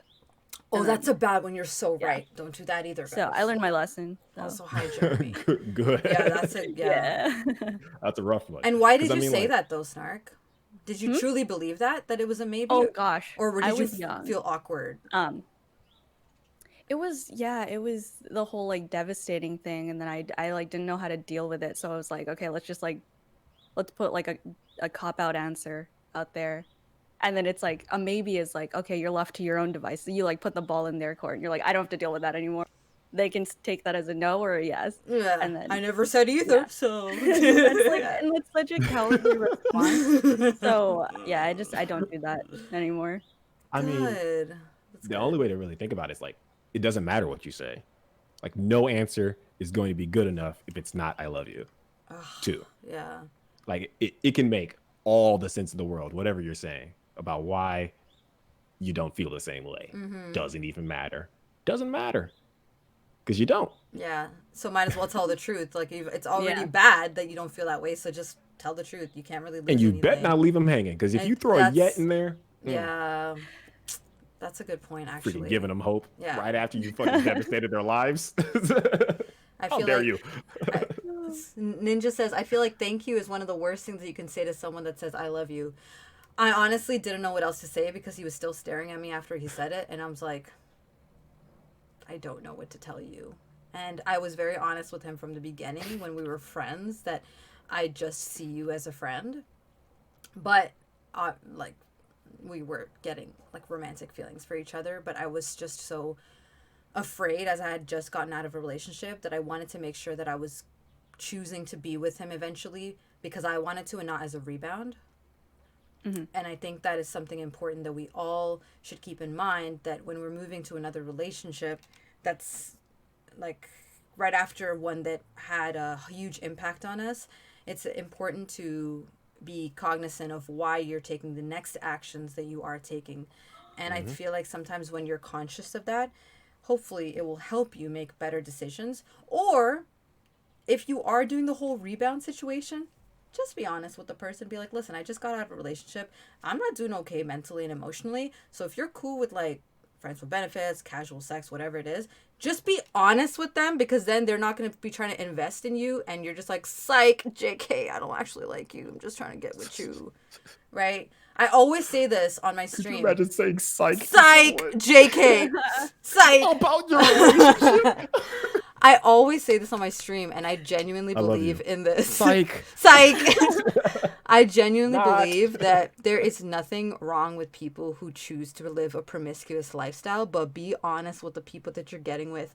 Because I said this to my sister last night as well. I was like, I think guys and girls who manipulate each other and lead each other on to sleep with them shows how pathetic you are as a person, because you had to create this facade of a person for me to fall in love with you or get with you, because you know you have nothing to contribute to my life and my relationship and me as a person. You knew I wouldn't be into you because of who you are as a person, so you had to create this fake person for me to be interested in you. That's a you problem. Like, that's kind of pathetic if you think about it. They So run a character arc. yes, I would rather you just be honest with me. I'd rather someone just say, Raven, listen, I think you're a great girl. I'm just not in a place where I can have a romantic relationship, but like I find you really attractive. How do you feel about being friends with benefits? Then you respect me enough to have the conversation with me and let me make the decision for myself. Don't play me. Don't lie to me. And tell me all these beautiful things because you know that's what I want to hear so that you could get with me and then leave me. Right? Like, at least True. be honest about it. I like that take. Yeah, and there Hot take. again, there's no shame. There's no shame in leading a promiscuous lifestyle or wanting to just sleep with someone. Just be honest, though. It's very important. Just be honest with them. Agree. I can't even think how it would be for someone to think that about me. Oh, the I love you.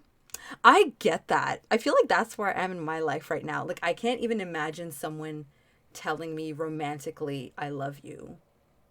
And I don't mean this as like a pity thing so people could be like, no, Raven, you're so amazing. Like, I'm not trying to like fish for compliments. It's genuinely like it's been so long since someone has told me that I can't even think how someone could say that to me and how I could say, more importantly, how I could say that to someone else. I feel like I'm so mentally fucked up that like I don't know if I have the ability to tell someone I love them and genuinely mean it.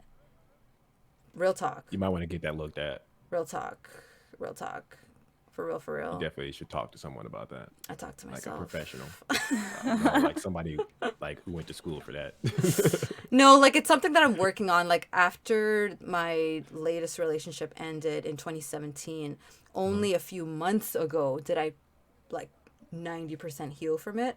So I've just gone through this 3 years of like this grueling healing process, right? So I'm just getting to the point where I believe in love again, which is a milestone on its own, okay? So getting to the next stage of like being capable of love is a whole other few years, I think. But real talk, man, that's real shit that people don't talk about and that people rush you, which is completely incorrect. You heal at your own pace. Everyone's different. And just take your time. And I think the worst thing that you can do is rush yourself. For real, for real. I don't think you answered Snark. If you were in a situation now, if someone said I love you and you have nothing to say back to them, what would you do? Okay, well, I answered like for my Bass, past yeah. self, basically. It like happened fairly recently. But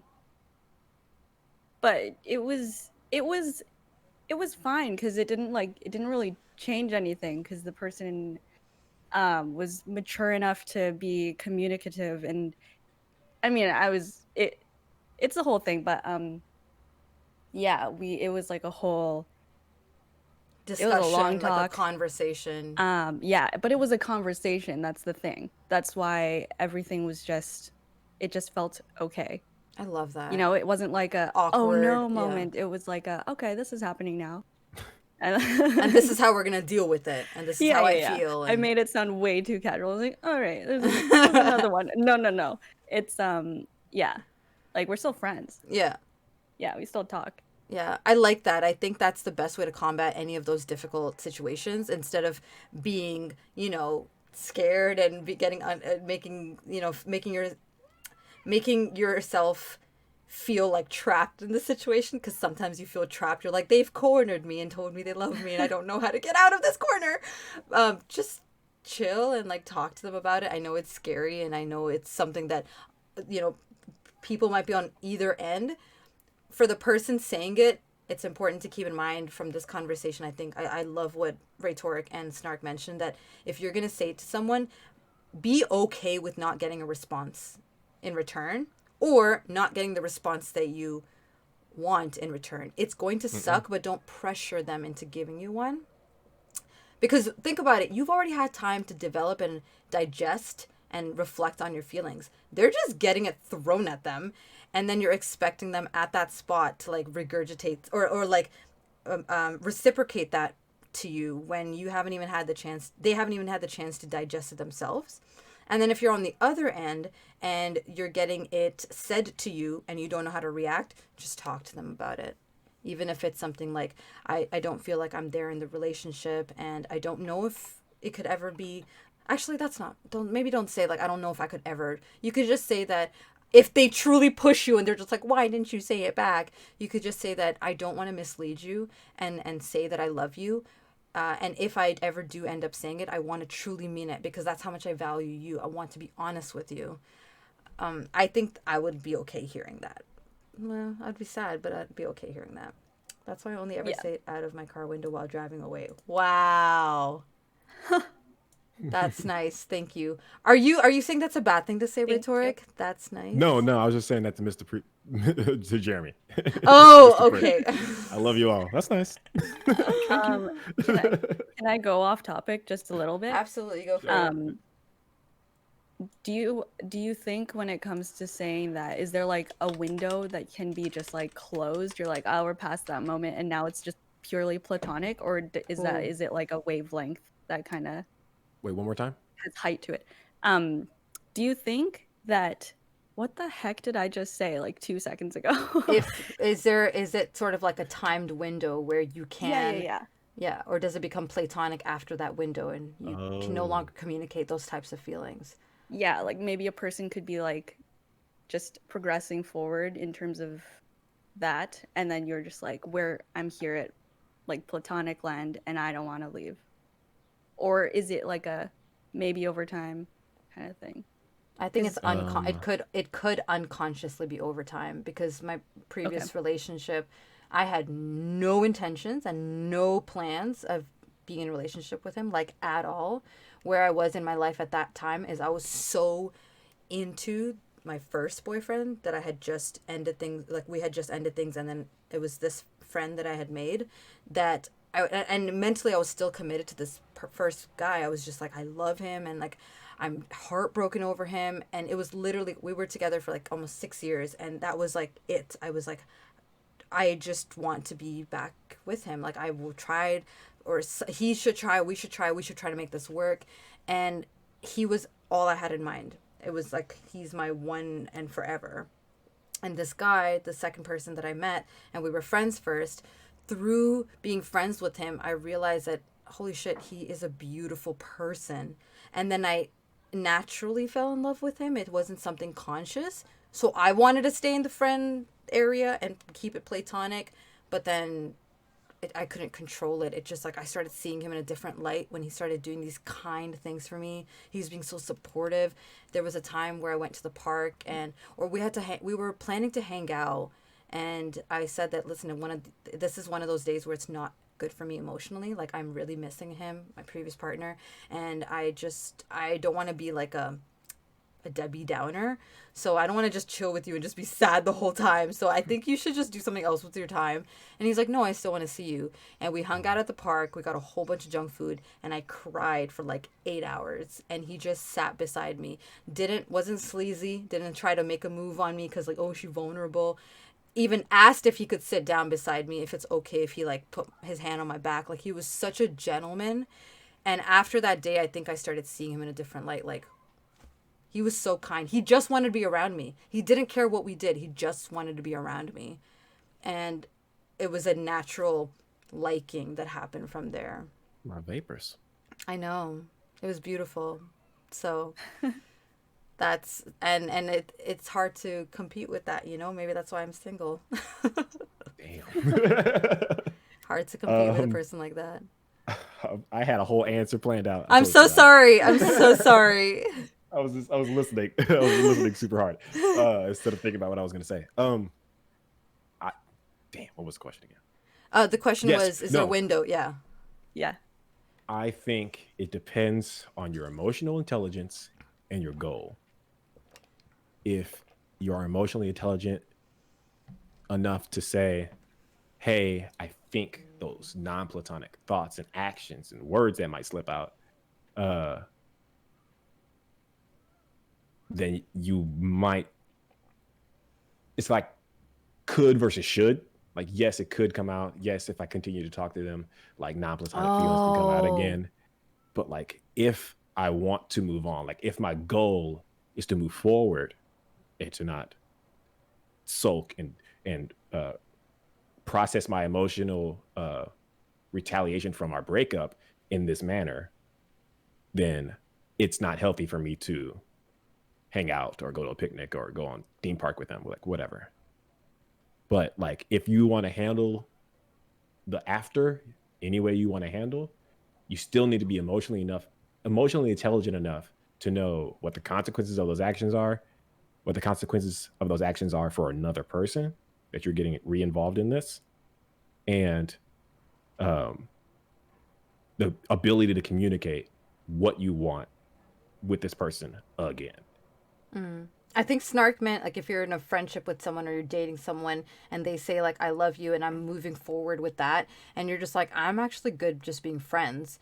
Ooh, you gonna have to talk to them. Can it ever evolve into something or is it something that's just you kind of stuck there and you want to stay there Like and your you're good personal being there? pick. Yeah.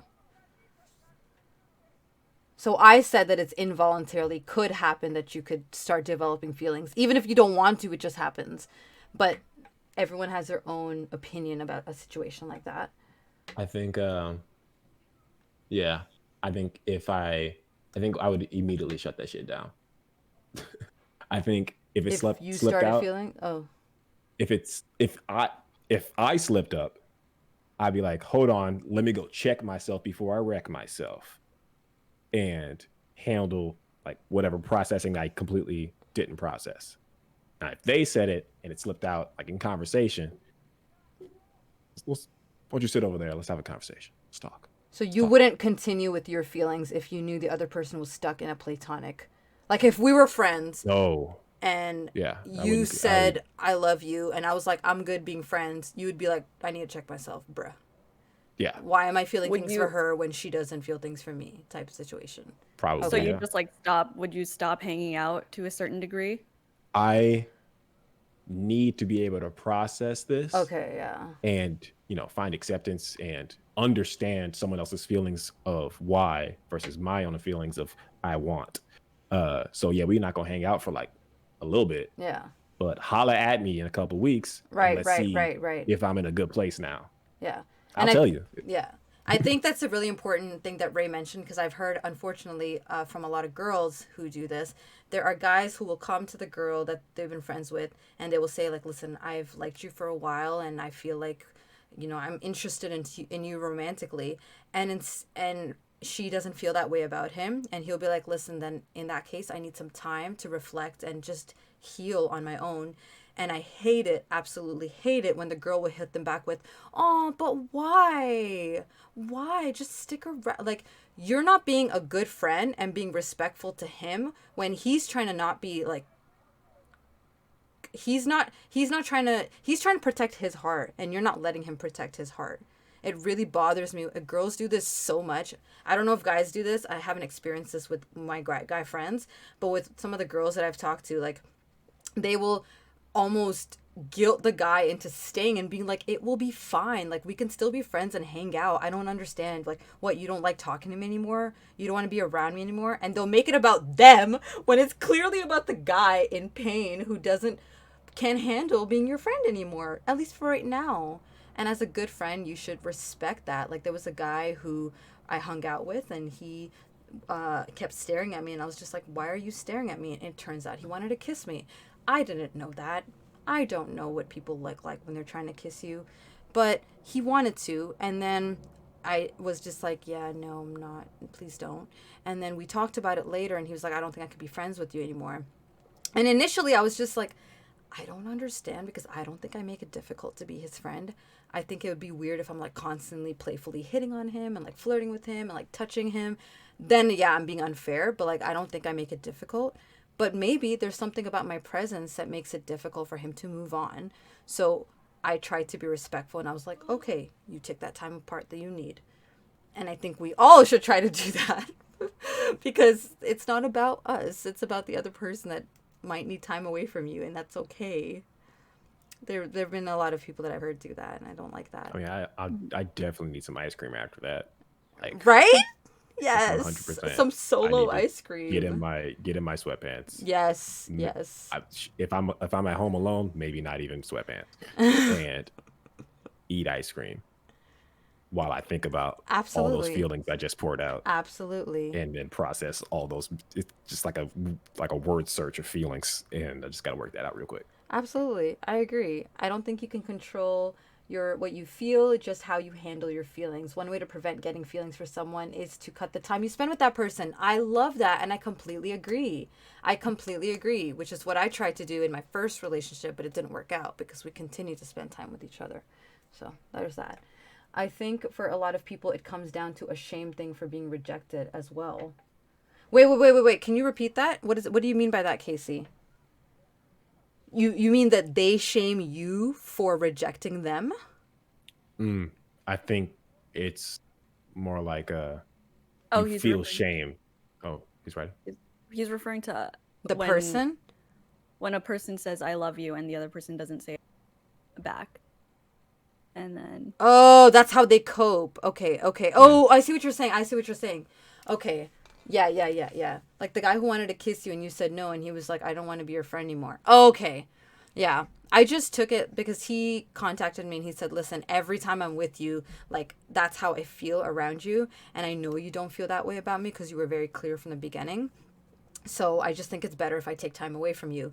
And I Yep. understood that and it totally makes sense. But I also think that yeah, for some people it's also like, oh, I don't know what to say now. I just got rejected, so I'm just gonna dip. mm, You just gotta kind of know the person, I guess, that you're talking with. yeah. Yeah. And the last question is what are two lessons you choose to take with you into your next relationship if you choose to have one?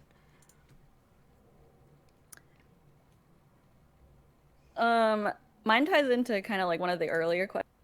Mm-hmm. It was like uh outwardly expressing uh your gratitude towards somebody or your feelings. Mm-hmm. Because I will like feel things really deeply, but I'll never just say it out loud, and that's also just something to be worked on. Mm-hmm. But like I'll feel a certain way about people and then they'll never know. Oh Or my they'll just be like, "Oh, God. she actually hates me." And it's like I have to like Yes. spell it out for them. And I don't realize that because I'm still at that point where it's like, no, they probably get it. And it's like, no, you have to use your words Mm-hmm. because Mm-hmm. Mm-hmm. communication is simple but difficult, like we Mm-hmm. Yes. said before. Mm-hmm. Yes, Yeah. absolutely.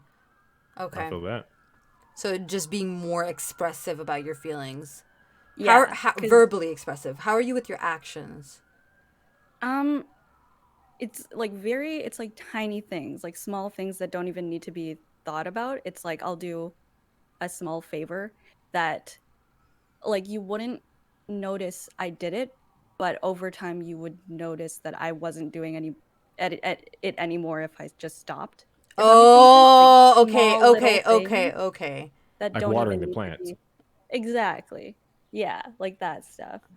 Oh, Um, that's so cute. I like yeah. that. And then the second one is just like knowing that if a person feels a certain way, I'm not obliged to match that. Like I'm entitled to my own feelings and like they live their life, I live mine, and Ooh, if they can say you? I love you, Yeah. I don't have to say it back. Cuz like before, like I mentioned, it's like, "Oh, okay, now it's you guys got to say what they said because that's fair." But in the long run, that's like not fair to anybody. Oh, Mm-hmm. that's such a good lesson. That is such a good lesson. Is there Yep. another part of the relationship aside from the I love you where you feel like you would need to make sure that that doesn't happen? Where it's you stay true to how you feel so that you're not just reciprocating because that's just what you think is fair in that moment. I think that could come into play with like certain activities or interests. If one side is into something, Mm-hmm. then a lot of people would feel pressured to indulge in the same stuff. But like at the end of the day, if it's something you're truly not comfortable with, then that just turns into something messier. Yeah, So Mm-hmm. yeah. I like Mm. that. That's a good one. Gotta agree with that. Yeah. And is that something that you would have to actively mention to your partner and have a conversation with, or would you just leave it at the no, thanks, I don't feel comfortable being involved, or do you want to have that deeper conversation with them? Like having the deeper conversation would open a can of worms, but that's part of it. Yeah. But yeah, it just makes sense because if you're just like, no, I don't want to do that, and then leave it at that, they'll be like, they could just be coming Okay. up with all these reasons, and maybe even come to the conclusion that you don't even like them at all. So it's good to just Mm. have an explanation to your statements Yeah, after that. that's a good I one. agree. That's a really good For one. sure. Yeah. What about you, Uh, Rhetoric? I gotta say, I gotta start going with the flow. I I I definitely had a tendency to kind of rush things faster than they needed to go in a relationship, and I also sometimes slowed it down on purpose. Uh, but like relationships aren't like that. Relationships grow like plants. So you're Like trying to control it. I was Ish. trying to Okay. control the speed of the relationship instead of just letting the relationship develop. Um, and I want whatever relationship I go into next to be like free of my personal biases and my fears and my anxiety, Oh God, that's trying so to hard. like influence how we feel next. Like it affects it more than I thought it did. And so I need to just be willing to let go and explore what our relationship means with each other. Like let our relationship between each other grow Hmm. together. And I think other thing I want to take into my relationship is this sounds like kind of mean, but I don't want to give more than I take. That's fair. Um, That's completely fair. and I don't mean that I'm not going to Give. be gracious or Mm-hmm. or give or be thoughtful or preemptive in what I do for my partner. I just mean I want to share in that graciousness and thoughtfulness. I want it to be more of a reflection of mutual compassion versus just like a status quo of I give because you give, or Mm-hmm. Which is what I'm Snark was guilty saying that too. Yeah. I didn't do this for you, and so I'm going to do this. Or oh, your birthday's coming up. I really got to go all out because of the pressure of what if I don't like that I should want to. is Like you want to and be Mm-hmm. natural exactly, about it. Okay. and I want it to be a thing between the two of us. You know, what's what we're willing to give and receive, Mm-hmm. even if it's and hopefully it's not too much for either one of us. But that's a balance that we have to find. I really like that. And I like that you guys like I know yes you had to think about it like for this question, but you guys didn't just give like surface answers. These were things that you genuinely like reflected on and you want in your next relationship if you choose to have one.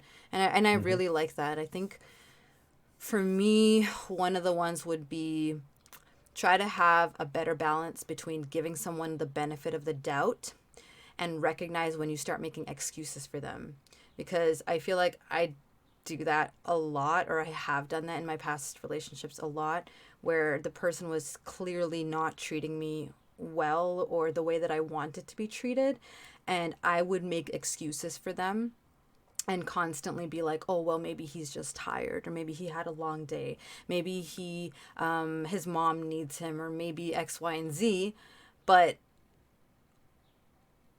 I think that stemmed from a lack of self-love because I Mm. felt like I only deserved the bare minimum anyways, so I should be happy with the bare minimum that I'm getting anyways. Preaching to the choir. Right? So for me, I need to recognize when I start doing that, the whole excuses thing. I'm not saying Mm. people don't make mistakes. I'm not saying people have other responsibilities in their life, but they need to also treat you like a priority. And if you're not being treated as a priority in certain aspects of life, you need to know why. Right? Just like if you're not doing that for them, they need to know why. Like for example, Mm-hmm. my streaming schedule is 6 to 8 or 6 to 10, right? If I get into a relationship, he needs to know that he is not the priority for that time period. And I would have a verbal conversation with him so that he knows that. And of course, like if it's like he needs me, he's had a rough day, I will end my stream and attend to him. But he won't be the priority for that time because that's my time. That's like That's your my time. Yeah. hobby. That's my time that I've carved out for myself. So I think if and I think the other thing would be when I see bad behavior, when I see bad behavior, to call it out and not just accept it. I've also been the person where I will just accept it and I'll take it and I'll take it and I'll take it. And I think that will eventually, like, you lose yourself. You forget who you are as a person and what you stand for. So I think it's important to have conversations. If something bothers you, you stand by it and you talk about it and you mention why things bother you. I mean, it goes hand in hand with that excuses thing you were talking about earlier. Yeah, Not exactly. making excuses for bad behavior. Definitely don't make excuses for bad behavior. And I think a lot of people do that. do that. do that. And it can really How can we go from one thing to the next like that? How is that it a can reasonable trend? really be detrimental to your relationship. So yeah, I think that goes hand in hand. But like I think the second thing for me would be don't settle for someone who doesn't who has a disconnect with their actions and their words. I have been with someone who says like, I love you, I care about you, I want to marry you, and all these things, and their actions are shit. They're super shit. Like I will say that I'm not feeling well, whatever, this and this and this, and they'll be like, oh, you should have told me, I could have Uber Eats something to you. It's like, bro, I freaking told you in the morning I was not feeling well. You're just following up on me for the later on in the day when you could. Why don't you take initiative? Why do I have to tell you? Like, why do I have to remind you 3-4 times in the day like I'm not feeling well, and then you're like, oh, you should have told me, I would have gotten you something. Like, You don't even know me that well, but you are personally attacking me right now. I'm sorry. I mean, you're completely 100% right. You're 100% right. It is I'm so just like, frustrating. So going forward, I'm going to try to be more aware of those. And oh, that was my last one. Not ignore red flags. Sorry, that was my second one. I forgot it. Not ignoring red flags. Guys, I cannot begin to tell you guys, for real. I want you all to be honest with yourselves. Like, for real, take 2 seconds to be honest with yourself. Most of your relationships, think about, for real, be honest with yourself right now. I'm not attacking you, but for real. Think about your past relationships. Some of them, boo, you saw it coming, it wasn't going to work out. You saw it coming. I talked about this last time with Hadriel, and it's like, internally, you just want those like last few moments of happiness. You just want the happiness to last a little bit longer. You know it's not real. You know it's not going to last. You know it, but it feels so good in that moment, and you're just like, but this is so nice. And I don't know when I'm going to get this again. I don't know if I'll ever get close to this again. So just let me enjoy it for a little bit longer. But listen, if you were being real with ourselves, we know it's going to end. It was going to end. So going forward, I'm going to try. If I see a red flag, I'm not going to ignore it. I'm going to talk about it. If we can't fix it, out, done, next. Like, do you guys ever think about like your own red flags? oh, Are you ooh. consciously aware of maybe your own? Because we're not perfect, obviously. Nope. Oh, yeah. So do you ever kind of sit down and think about That's a stuff like good that? one, though. I know I tell I'm them not up front. perfect, but I can't think of what specific things someone would. I think maybe having maybe I could come off as controlling. Nah. Maybe, I don't know. Maybe I could come off as controlling because I know what I want and I want things done a certain way. And yes, I'll compromise, but there are certain things that I just won't, and I need things done a certain way. So maybe that could come off as controlling, like you have your way or the highway, and like I don't like that. That could be a red flag that people might think about me. But that's a great question, which I have not thought of. Snark. I definitely know mine. I know my issues. I tell them up front. Oh, Oh, yep. They gotta know. Wait, You won't have to hold deal with on. me. one, you're like, here's how it's gonna go. You tell them like, I tell them up front things that I'm working on to make better. okay, Okay. But like, I ain't there Gotcha. yet. I'm like, hey, I have bad depression, and sometimes That's a I'm just good gonna one. not be in Okay, it. I'm just gonna not be in it, and you gonna hate it sometimes. It's gonna be real inconvenient. Oh, Gonna you come are up- so right. Okay. It's gonna come up times when you wish it wouldn't, and it's gonna happen. I'm sorry. I know. I'm working on it. But if you want to get involved in this, you got to know. That's a good one. You got to know. That's a good one. Like, if that's a red flag for you, I respectfully understand. Do you be healthy? But if you coming into this one, Yeah. Okay, I do have a red flag. I have a problem with people sometimes getting too close. I dip set.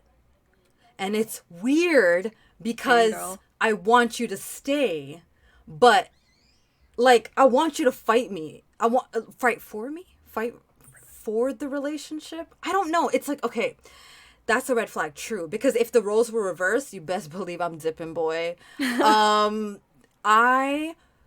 I and I think this stems from when I was a kid. We moved around a lot, and I'm such a like loving and giving person that when the limited friends that I did have in elementary school, I gave so much to them, and I was like, we're gonna be friends forever. And then we moved, and then I built friendships, and then we moved, and I think as a defense mechanism, I just like people start getting too close. I'm like, nah, B, it's not gonna work out. So like, we need to distance ourselves, and that has carried on with me through my life, through relationships. And I think for me, that's a red flag that I do address. Like Rhetoric said, I bring it up right in the first bit. Like if we're getting to that stage of a relationship or we're becoming really good friends, I will say like I have this thing that I'm trying to work on. And the way I've learned to combat it is having a conversation with the person and saying, hey, today's one of those days where I feel like we're getting really close. I'm like really interested in you, and I feel like pulling away. So, and I don't feel like texting you, and I don't feel like talking to you because I'm like fighting against, because I'm feeling like pulling away. And that's how I've learned to try to combat it. But that's my red flag, because normally the guy would want to dip and I would want them to stay and be like, no, I'm here for you. I think you're amazing and I want to stay. Like, let me get through this process with you. And then I'd be like, oh, little night. You a little night, eh? Okay. Okay. Yeah, I think that's beautiful. I think I do tell people about my red flags up front because I want to be told about theirs. Fair, Like, completely fair. I'm gonna set the status quo here.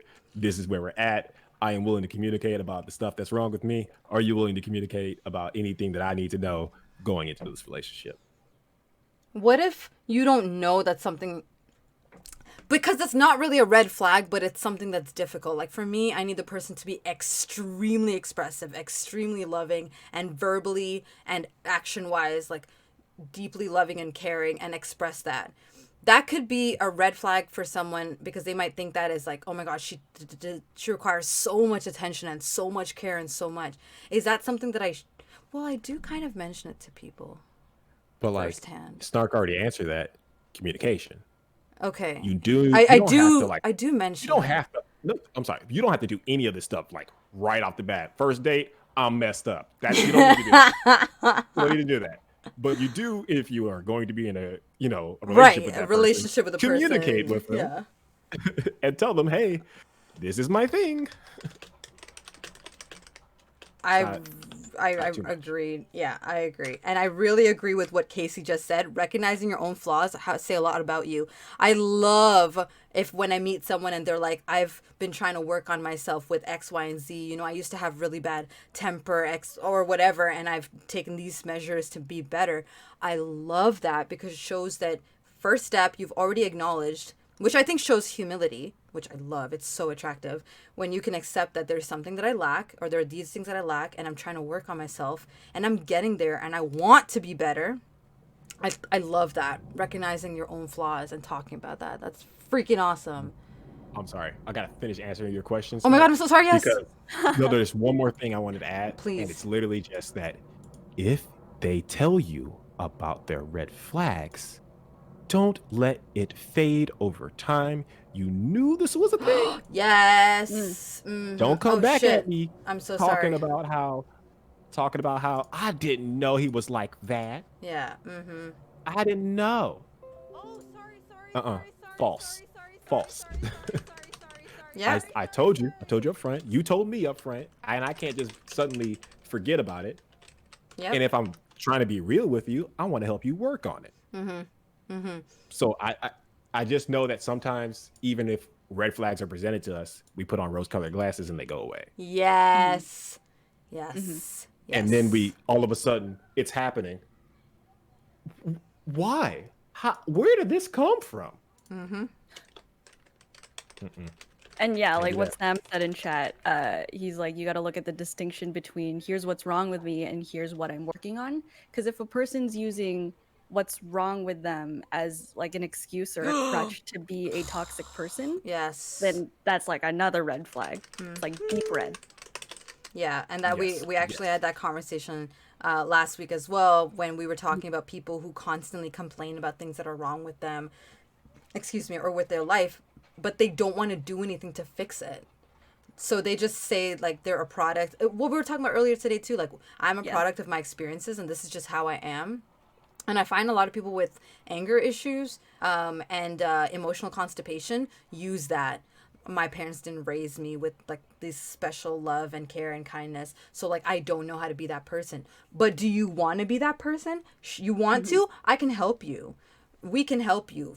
People can help you who actually care about you and want to help you, but you got to want it for yourself Mm-hmm. first. Mm-hmm. Because I feel like when you commit to something that I want to change for X, Y, and Z, and I want to be like this kind of person, then you can make that effort to be that person. But if you're doing it for someone, I feel like that doesn't stick for as long as it does when you want to do it for yourself. For sure. You know? 100%.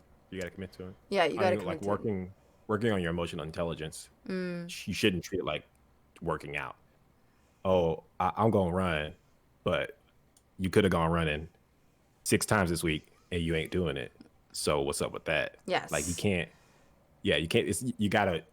When you say, "Hey, this is a problem that I have," that should be a transition into, "Hey, this problem that I have, I'm having a hard time with it, and these are the methods I'm using. If you can help me achieve this, dope. Let's work on this together. Teamwork." Yes, But which is, go if first, it's like, sorry. nah, it's like, hey, just sometimes I just feel down. It's like, oh, have you seen anyone about that? No. Do you want to? Yeah, yeah, yeah. Yeah. We gonna have to really consider that red flag a little bit more sharply. Which is what we were talking about earlier when I mentioned the overweight comment. And I said that if the person's already working on their own thing and they have their own goal set for themselves, I don't mind being on the journey with them. But if Mm-hmm. I'm the one instilling that in you, like that would make me feel so uncomfortable if they say like, well, being around you or being with you, like now I want to be healthier. It would make me feel uncomfortable to be part of that process because I would feel like I'm pressuring them to be like that, and Mm-hmm. that would make me feel so uncomfortable. So I would prefer to just you be on your own journey and you just like figure out if you truly want to do this for yourself. Sure, I can maybe join in your journey later, but like if you haven't even been thinking about it, you need to think about this for yourself first. And I actually think that way about not just someone's lifestyle and their weight, but also just natural things. If you don't want to improve yourself and you only start thinking about it after you've met me, that's great, but I'd like you to start on your own without me like directly having a hand in it. Does that make sense? I don't know how to describe it. Like I want you to do it for yourself. And then I can help you along the way, but if you're starting your journey because you need my help and you need me there pushing you, I'm not meant to heal you. I'm not here as like your mom trying to like guide you through life. Like I can help you, but you got to walk the path by yourself, boo. Does that Ooh, make sense? I have Yes, a question absolutely. now. I have a question now. Yeah. Hello. What do you two think about the phrase "You make me want to be better"? I've used that phrase before. I've used it Ooh, too. No, but like, okay, so tell me. it depends. It depends on the situation, you know? It wasn't Hmm. said in a way that it's like, "You are now responsible for my growth." It's like, no, Yes. it was like, Yes, exactly. how is it that I deserve to be in the same universe as you? 'Cause, like, this is you know, you, like, feel this way about this person, and it's like, I wanna be better. Yes. It's not, like, only because of you, but it's like, it's hard to explain, No, I but No, you're got I you. nodding, get so I that. feel like Yeah. I don't know. I 100% I love understand the that. way you That is a phrase that. yes, Yes. And I completely yes. agree too, because there have been instances where I've been in a relationship with someone, and because they're so good at communicating, I'm like, I want to be like that too. And this is what I think a successful relationship is like almost based on the willingness to constantly be better, not just for yourself, but to love that person so much that you're like, they do deserve the best of me. Hmm. They deserve, they're so amazing. They deserve the best of me. They deserve my best health, my best attitude, my best love, my best care, my best attention. I want them to have that. And then they want you to have that, so you're just giving each other the best, the best, the best. And so if you want to be better for them in that way, I think that's fine. But if you don't really care to be better and they're the only reason, that's a problem, I think. Ooh, can we talk about how that phrase is often used for manipulation? Yeah, I You think make me want that's to be better puts their partner on a pedestal.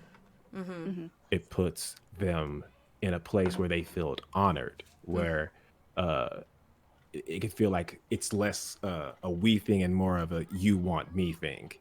And that can be used as manipulation for a relationship because it just feels like, ooh, I know he's not doing great right now, but I'm here and I'm and he wants to be better. He wants to be oh, better. I've seen that. I know he drank too much and drove, but he wants to be better. Yeah. Sometimes it's not Yeah. always what it sounds like, Yeah. and I you just got agree. to be aware. I don't know, just have to be aware of that. You can't just take it without thinking.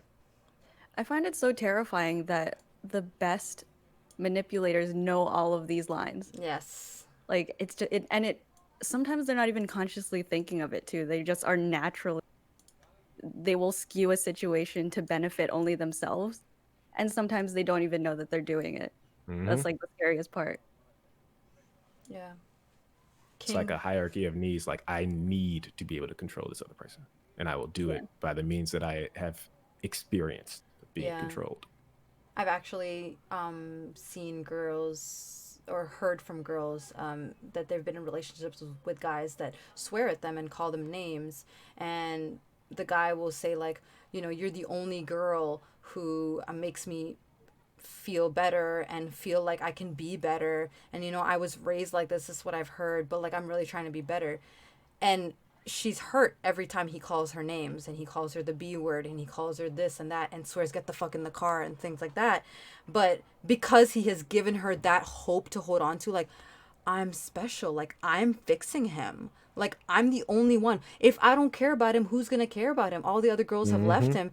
And what another manipulative line that guys use, or girls use who are manipulators, well, they will say like, no one has ever cared for me about like who I am, what I do, if I've eaten as much as you. And sometimes Mhm. people actually mean that, right? But then there's some who are manipulating you to stay because they're like, damn, I got a good man or a good woman by my side, or like a good person by my side. I don't want to let them go, but I also don't want to give them the work that needs to be put into keeping them. But I know I can say things to make them stay.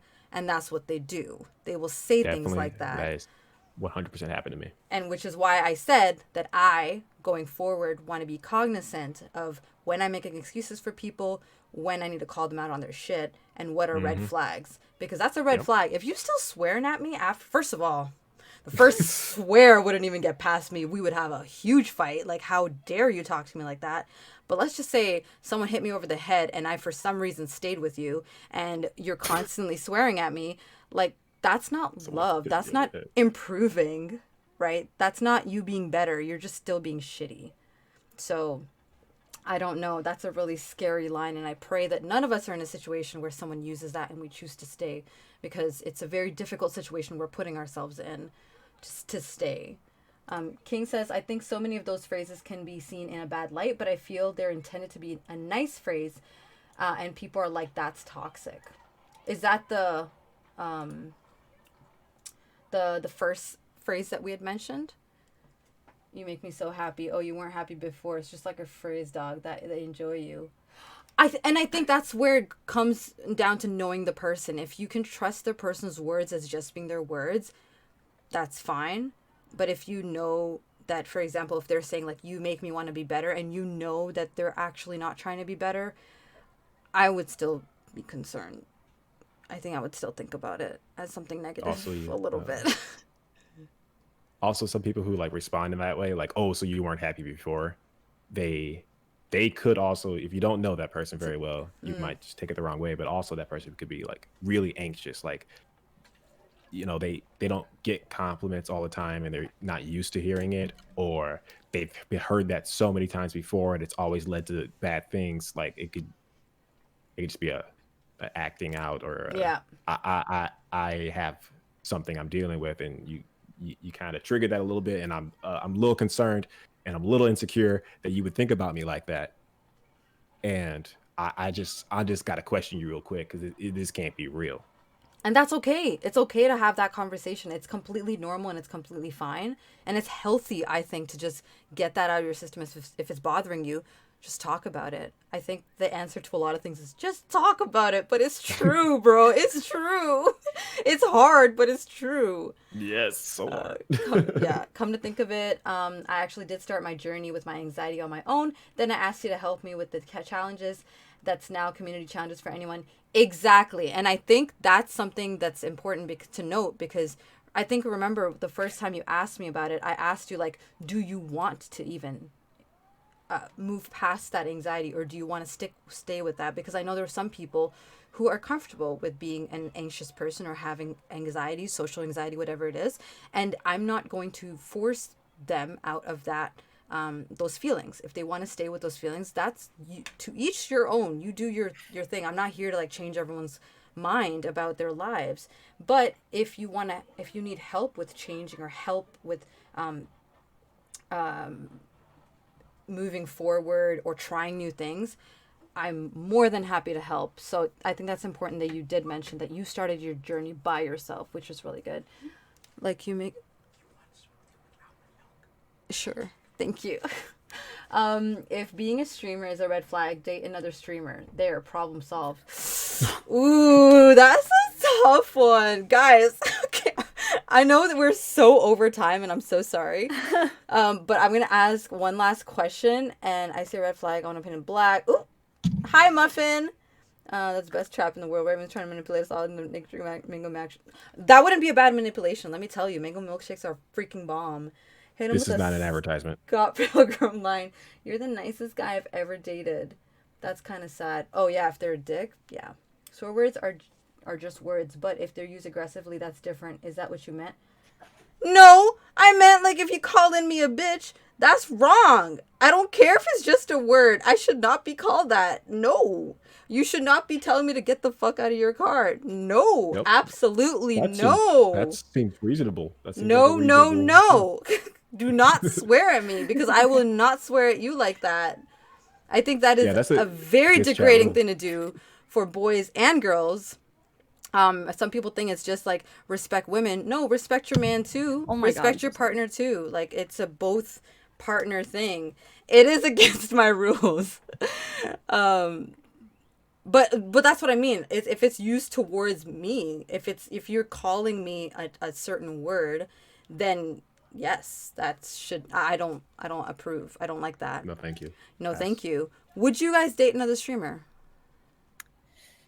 I'm not even a streamer, though. So You qualify, consistent as girl. hell. You qualify. You both qualify. yeah, why not? don't I know. don't know, like, because anybody could be a streamer, you know, like that. I don't know if that has any weight to whether or not I would date a person. It's just, I Yeah, don't know. I agree with you. I'm sorry. Actually, Go ahead. if I wasn't a streamer, I would have second thoughts. Okay. Because as a streamer, I understand the schedule. I understand it's like there are so many things happening in your brain as you're streaming that you would understand that, like, that's their time, and you can't be intrusive on that, because we've seen all these clips of these people like coming in on their partner, like streaming or playing a video game or something, and then it's always divided in the comments. They're like, why don't you just give them attention? And then the other side's like, this is their time. Like, why don't you understand that they need their private time to do whatever hobby they want to indulge themselves in? So if I wasn't a streamer, I don't know if I could understand streaming, you know? Yeah. So as it stands right now, I probably could. Okay, I think that's completely fair.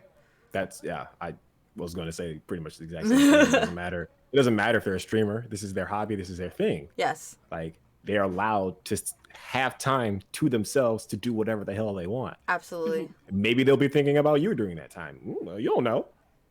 Yeah. Why don't you just relax for a little bit, let them handle their business, and they'll come back. Yes. And not leaving forever. Yeah. Mine used to be not a hard no, but mine used to be like, probably not, because immediately when I thought of streaming, I thought of myself. And if a person is a streamer like me, I would not want to date them. Because I'll tell you why. I'm kind of flirtatious, right? I you know what I'm saying? Like, I'm a little flirtatious, right? And I like give people a lot of attention and stuff, right? I'm not gonna lie, I would not like it if my man is all like super outgoing and like super flirtatious and all up on like, hi Katie, how was your day, baby girl? Yeah, how's it going? That's a So Insecure man. it's a I totally person. understand. So it's a personality thing. And because now I've realized, oh, it's not a streamer that's an issue. It's a personality thing. Because even if he wasn't a streamer, but he had that type of personality, it would be a no. I don't like super friendly. Working at a hot super, dog stand, trying to sell hot dogs. and being all like, oh, baby girl, you sure shoes look so good, blah, blah. Like, don't be talking to people that you don't know like that. Like, no. Hello, me? I'm right here. So now I've realized about myself that it's not a streamer that's the issue. It's the personality. I go for very particular types of guys. Would you not want to date like an actor then? Probably they would not. have to like, really? Okay. Yeah. It depends on them as a person, though. I think if they were very, like, just a reserved person and they don't let their social interactions get carried away and they know how to set boundaries, then I maybe might be fine with that. But I do understand that sometimes people can get carried away in their social interactions and be too friendly and too frivolous, and I think that would bother me a little. Just because I don't find that attractive in a person. I don't find that attractive when I find it super hot when a man like lays down their box and it's just like, listen, this is my box and I don't, please like stay outside of that box. I'll be friendly, I'll be respectful, I'll care for you, but like I have a girl, I'm good. Like I can still be respectful and fun without being a dick, but I can also set my rules, my boundaries. Does that make sense? I don't know if I said that correctly. Follow up question. What? If you would not date an actor, you said that very confidently. You, hypothetical, you are dating Shaquille O'Neal. And they are coming out with Shazam 2, the re-Shazam. And there is a sex scene with another person. Nothing's going in anywhere, but it's going to look like it. He's in the sex scene? He's Oh, sorry, I'm not movie. dating actors. Shazam 2. No, that's a no burn. Shazam That's a 2. no then. Sorry, Yeah. no. I'm a That's a little no? conservative in that way. Yeah, I'm a little Interesting. conservative in that No? way. It's a no. Yeah. Okay. He don't even like. He not feeling it really. He's just like he just kind of like he not even on top. He on bottom. Bro, let me tell you And- something. I just realized something since you talking. You like made it real. The thing about me, guys, is like, listen. I actually had this conversation with my friend 2 days ago, when I was we were watching, or we saw a trailer for Star is Born. Sure. Star is A Born. Star is Born. A Star is Born. Oh my god. The Bradley Cooper one. The Bradley Yeah. Cooper one. Yeah, that one. And they had such an like beautiful, intense chemistry. Like I saw it, okay? But guess what? They ain't together. So in the movie, as I was watching the trailer or bits, I was like, imagine how difficult. Music by Nikki. Thank you so much for the follow. You see that, Raven? That is you. You are now under my wing. Welcome. So in my head, I was thinking like it must be so difficult as an actor to like delve so deep, because you really got to sell that attraction and that emotion and devotion and that care and hurt that you feel in this relationship, it must be so hard to get attached for those 6 months that you're filming or whatever it is, and then detach yourself and move on to the next role and do these intimate things with this person, whether it's kissing or it's having these like raw arguments, like real life, and you're supposed to cry and feel it, be married to this person in the show or whatever. And I think as if I was in a relationship with someone like that, I think the way I would look at it is, those things are reserved for me. Like, why are you doing that with someone else, even if it's on screen? I don't want someone else to experience you like that, even if it's fake. Like, that's something for me. So just to clarify, you would not date somebody who was able to compartmentalize their feelings enough to do a physical thing with another person to rake in millions of dollars, Especially if while they're kissing doing someone that else. physical thing, they're thinking about you because that's the place they're drawing from. No. Also, if they do that particular thing, right? Like, let's just say we kiss in a certain way. Let's just say I know the way he kisses, right? And then I see him doing on screen with someone else. That little tongue flip. Oh, you best believe I'll be like, so guess you were really enjoying it because you only do it when you really enjoy it. See, I don't want to. I don't want to go there. I don't want to even think about it. Or like, I know that look. You look at me like that when blah, blah, blah, blah, blah. Because so they're thinking about you, even though there's somebody else's random face up there. No. We're going off the rails. No. This whole thing. Actors are off book, people. Yeah. Are you hypothetically cheating on me? Exactly. Basically. Exactly. Raven. I saw it in a dream. Yeah, exactly. Maybe I am like low-key a little bit possessive. I'm a little bit, okay? Low key, guys. Just it's real low key. It's like Really? basically completely under the surface. Yeah, exactly. Okay. I am going to end the stream after I just catch up on chat a little bit. I'm so sorry. Well, that's what I was asking. Cussing in general is just words. I use them as an adjective. Oh, no. So when I was talking about my example, Vic, I was using a very specific example of someone swearing at me, which is wrong, which I don't find right. So they seem differently. That's why I just wanted to clarify. I must be doing streaming wrong then. I'll have gameplay and chat in mind. So that means I have a chance with King and Ninja and Habibi. I don't understand something, but I don't have anything against dating sound engineer. I would have a second thought about dating someone being into something I don't understand. It depends on so many things, actually. What their goals are. Is there any way to have a kind of balance who the person actually is? Oh, about the streaming, yes. And I've settled on who the person actually is. Definitely does matter. Let's make the question. Would you date a full-time streamer, no jobs, only income from streaming? Oh, dude, I don't know about that. That's tough.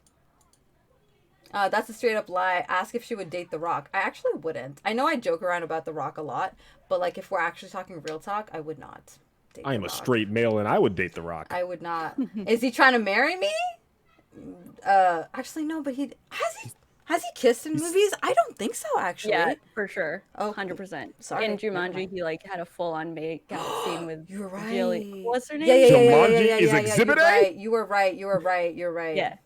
You're right. Never mind. Whoops. Kazam? Oh, yeah. He was in Oh, Kazam. my bad. Yeah. My bad. That's on what me. he was talking about. Okay. To be fair, I was 6 when I watched it. I don't remember words. What are words? I had a dream of you. I had a dream that you cheated on me. Apologize. Oh, yeah. I would date any professional wrestler. They're great actors. Yeah, I guess so. Have you guys seen Glow? Wrestling's so cool. Wrestling is cool, unfortunately. It's I used to watch SmackDown. very every strange. Friday night. Yeah, it's. I don't really watch it, but I know my brother does, and he tells me about the heels and the bad guys, and it does sound interesting. It's like Young and the Restless for. Like, But for aggressive yeah, males. exactly. Guys, thank I you gotta so go upload. much for spending time Yeah. with me and doing this. Oh, I that's so really lovely. appreciate it. I hope you guys had fun, and we got to know Ray Toric and Snark better, which I loved, which I really. I'm glad that we got this opportunity, and I know you both are very busy, so thank you for taking time out of your schedule. And I'm so sorry we went over time. This conversation was fantastic. I'm super sorry. So for I totally get your point of view on actors, but I think there's just a level of trust you'd have. Yes, and I think that's something that I would definitely struggle with, for sure. Snark just sleeps all day. But honestly, guys, I hope you have a wonderful night. I'm going to basically put the BRB screen on so that I can talk to Snark and Rhetoric to wrap up, and then I will be back to continue the stream, okay? So if you guys are leaving, have a wonderful night. Stay scrumptious. Don't touch that dial. And if not, I'll be back in like 5 minutes, okay? Take care. See you guys soon. Oh, wait. No, I want to go back. Oh, it's happening again. Yeah, there we go. I pressed the wrong thing. Guys, you want to say... That's how you close out a stream right bye? there. Now, after you say That's bye, the way you started it. then I'll close out. Yeah. That was fun. Yeah, okay, so I'm going to press Oh it my now. Do you guys What? want to say Oh, you bye? put it back. Oh, yeah. Okay, bye. I thought you put it back and then you took it off and then you put it back again. I'm so sorry.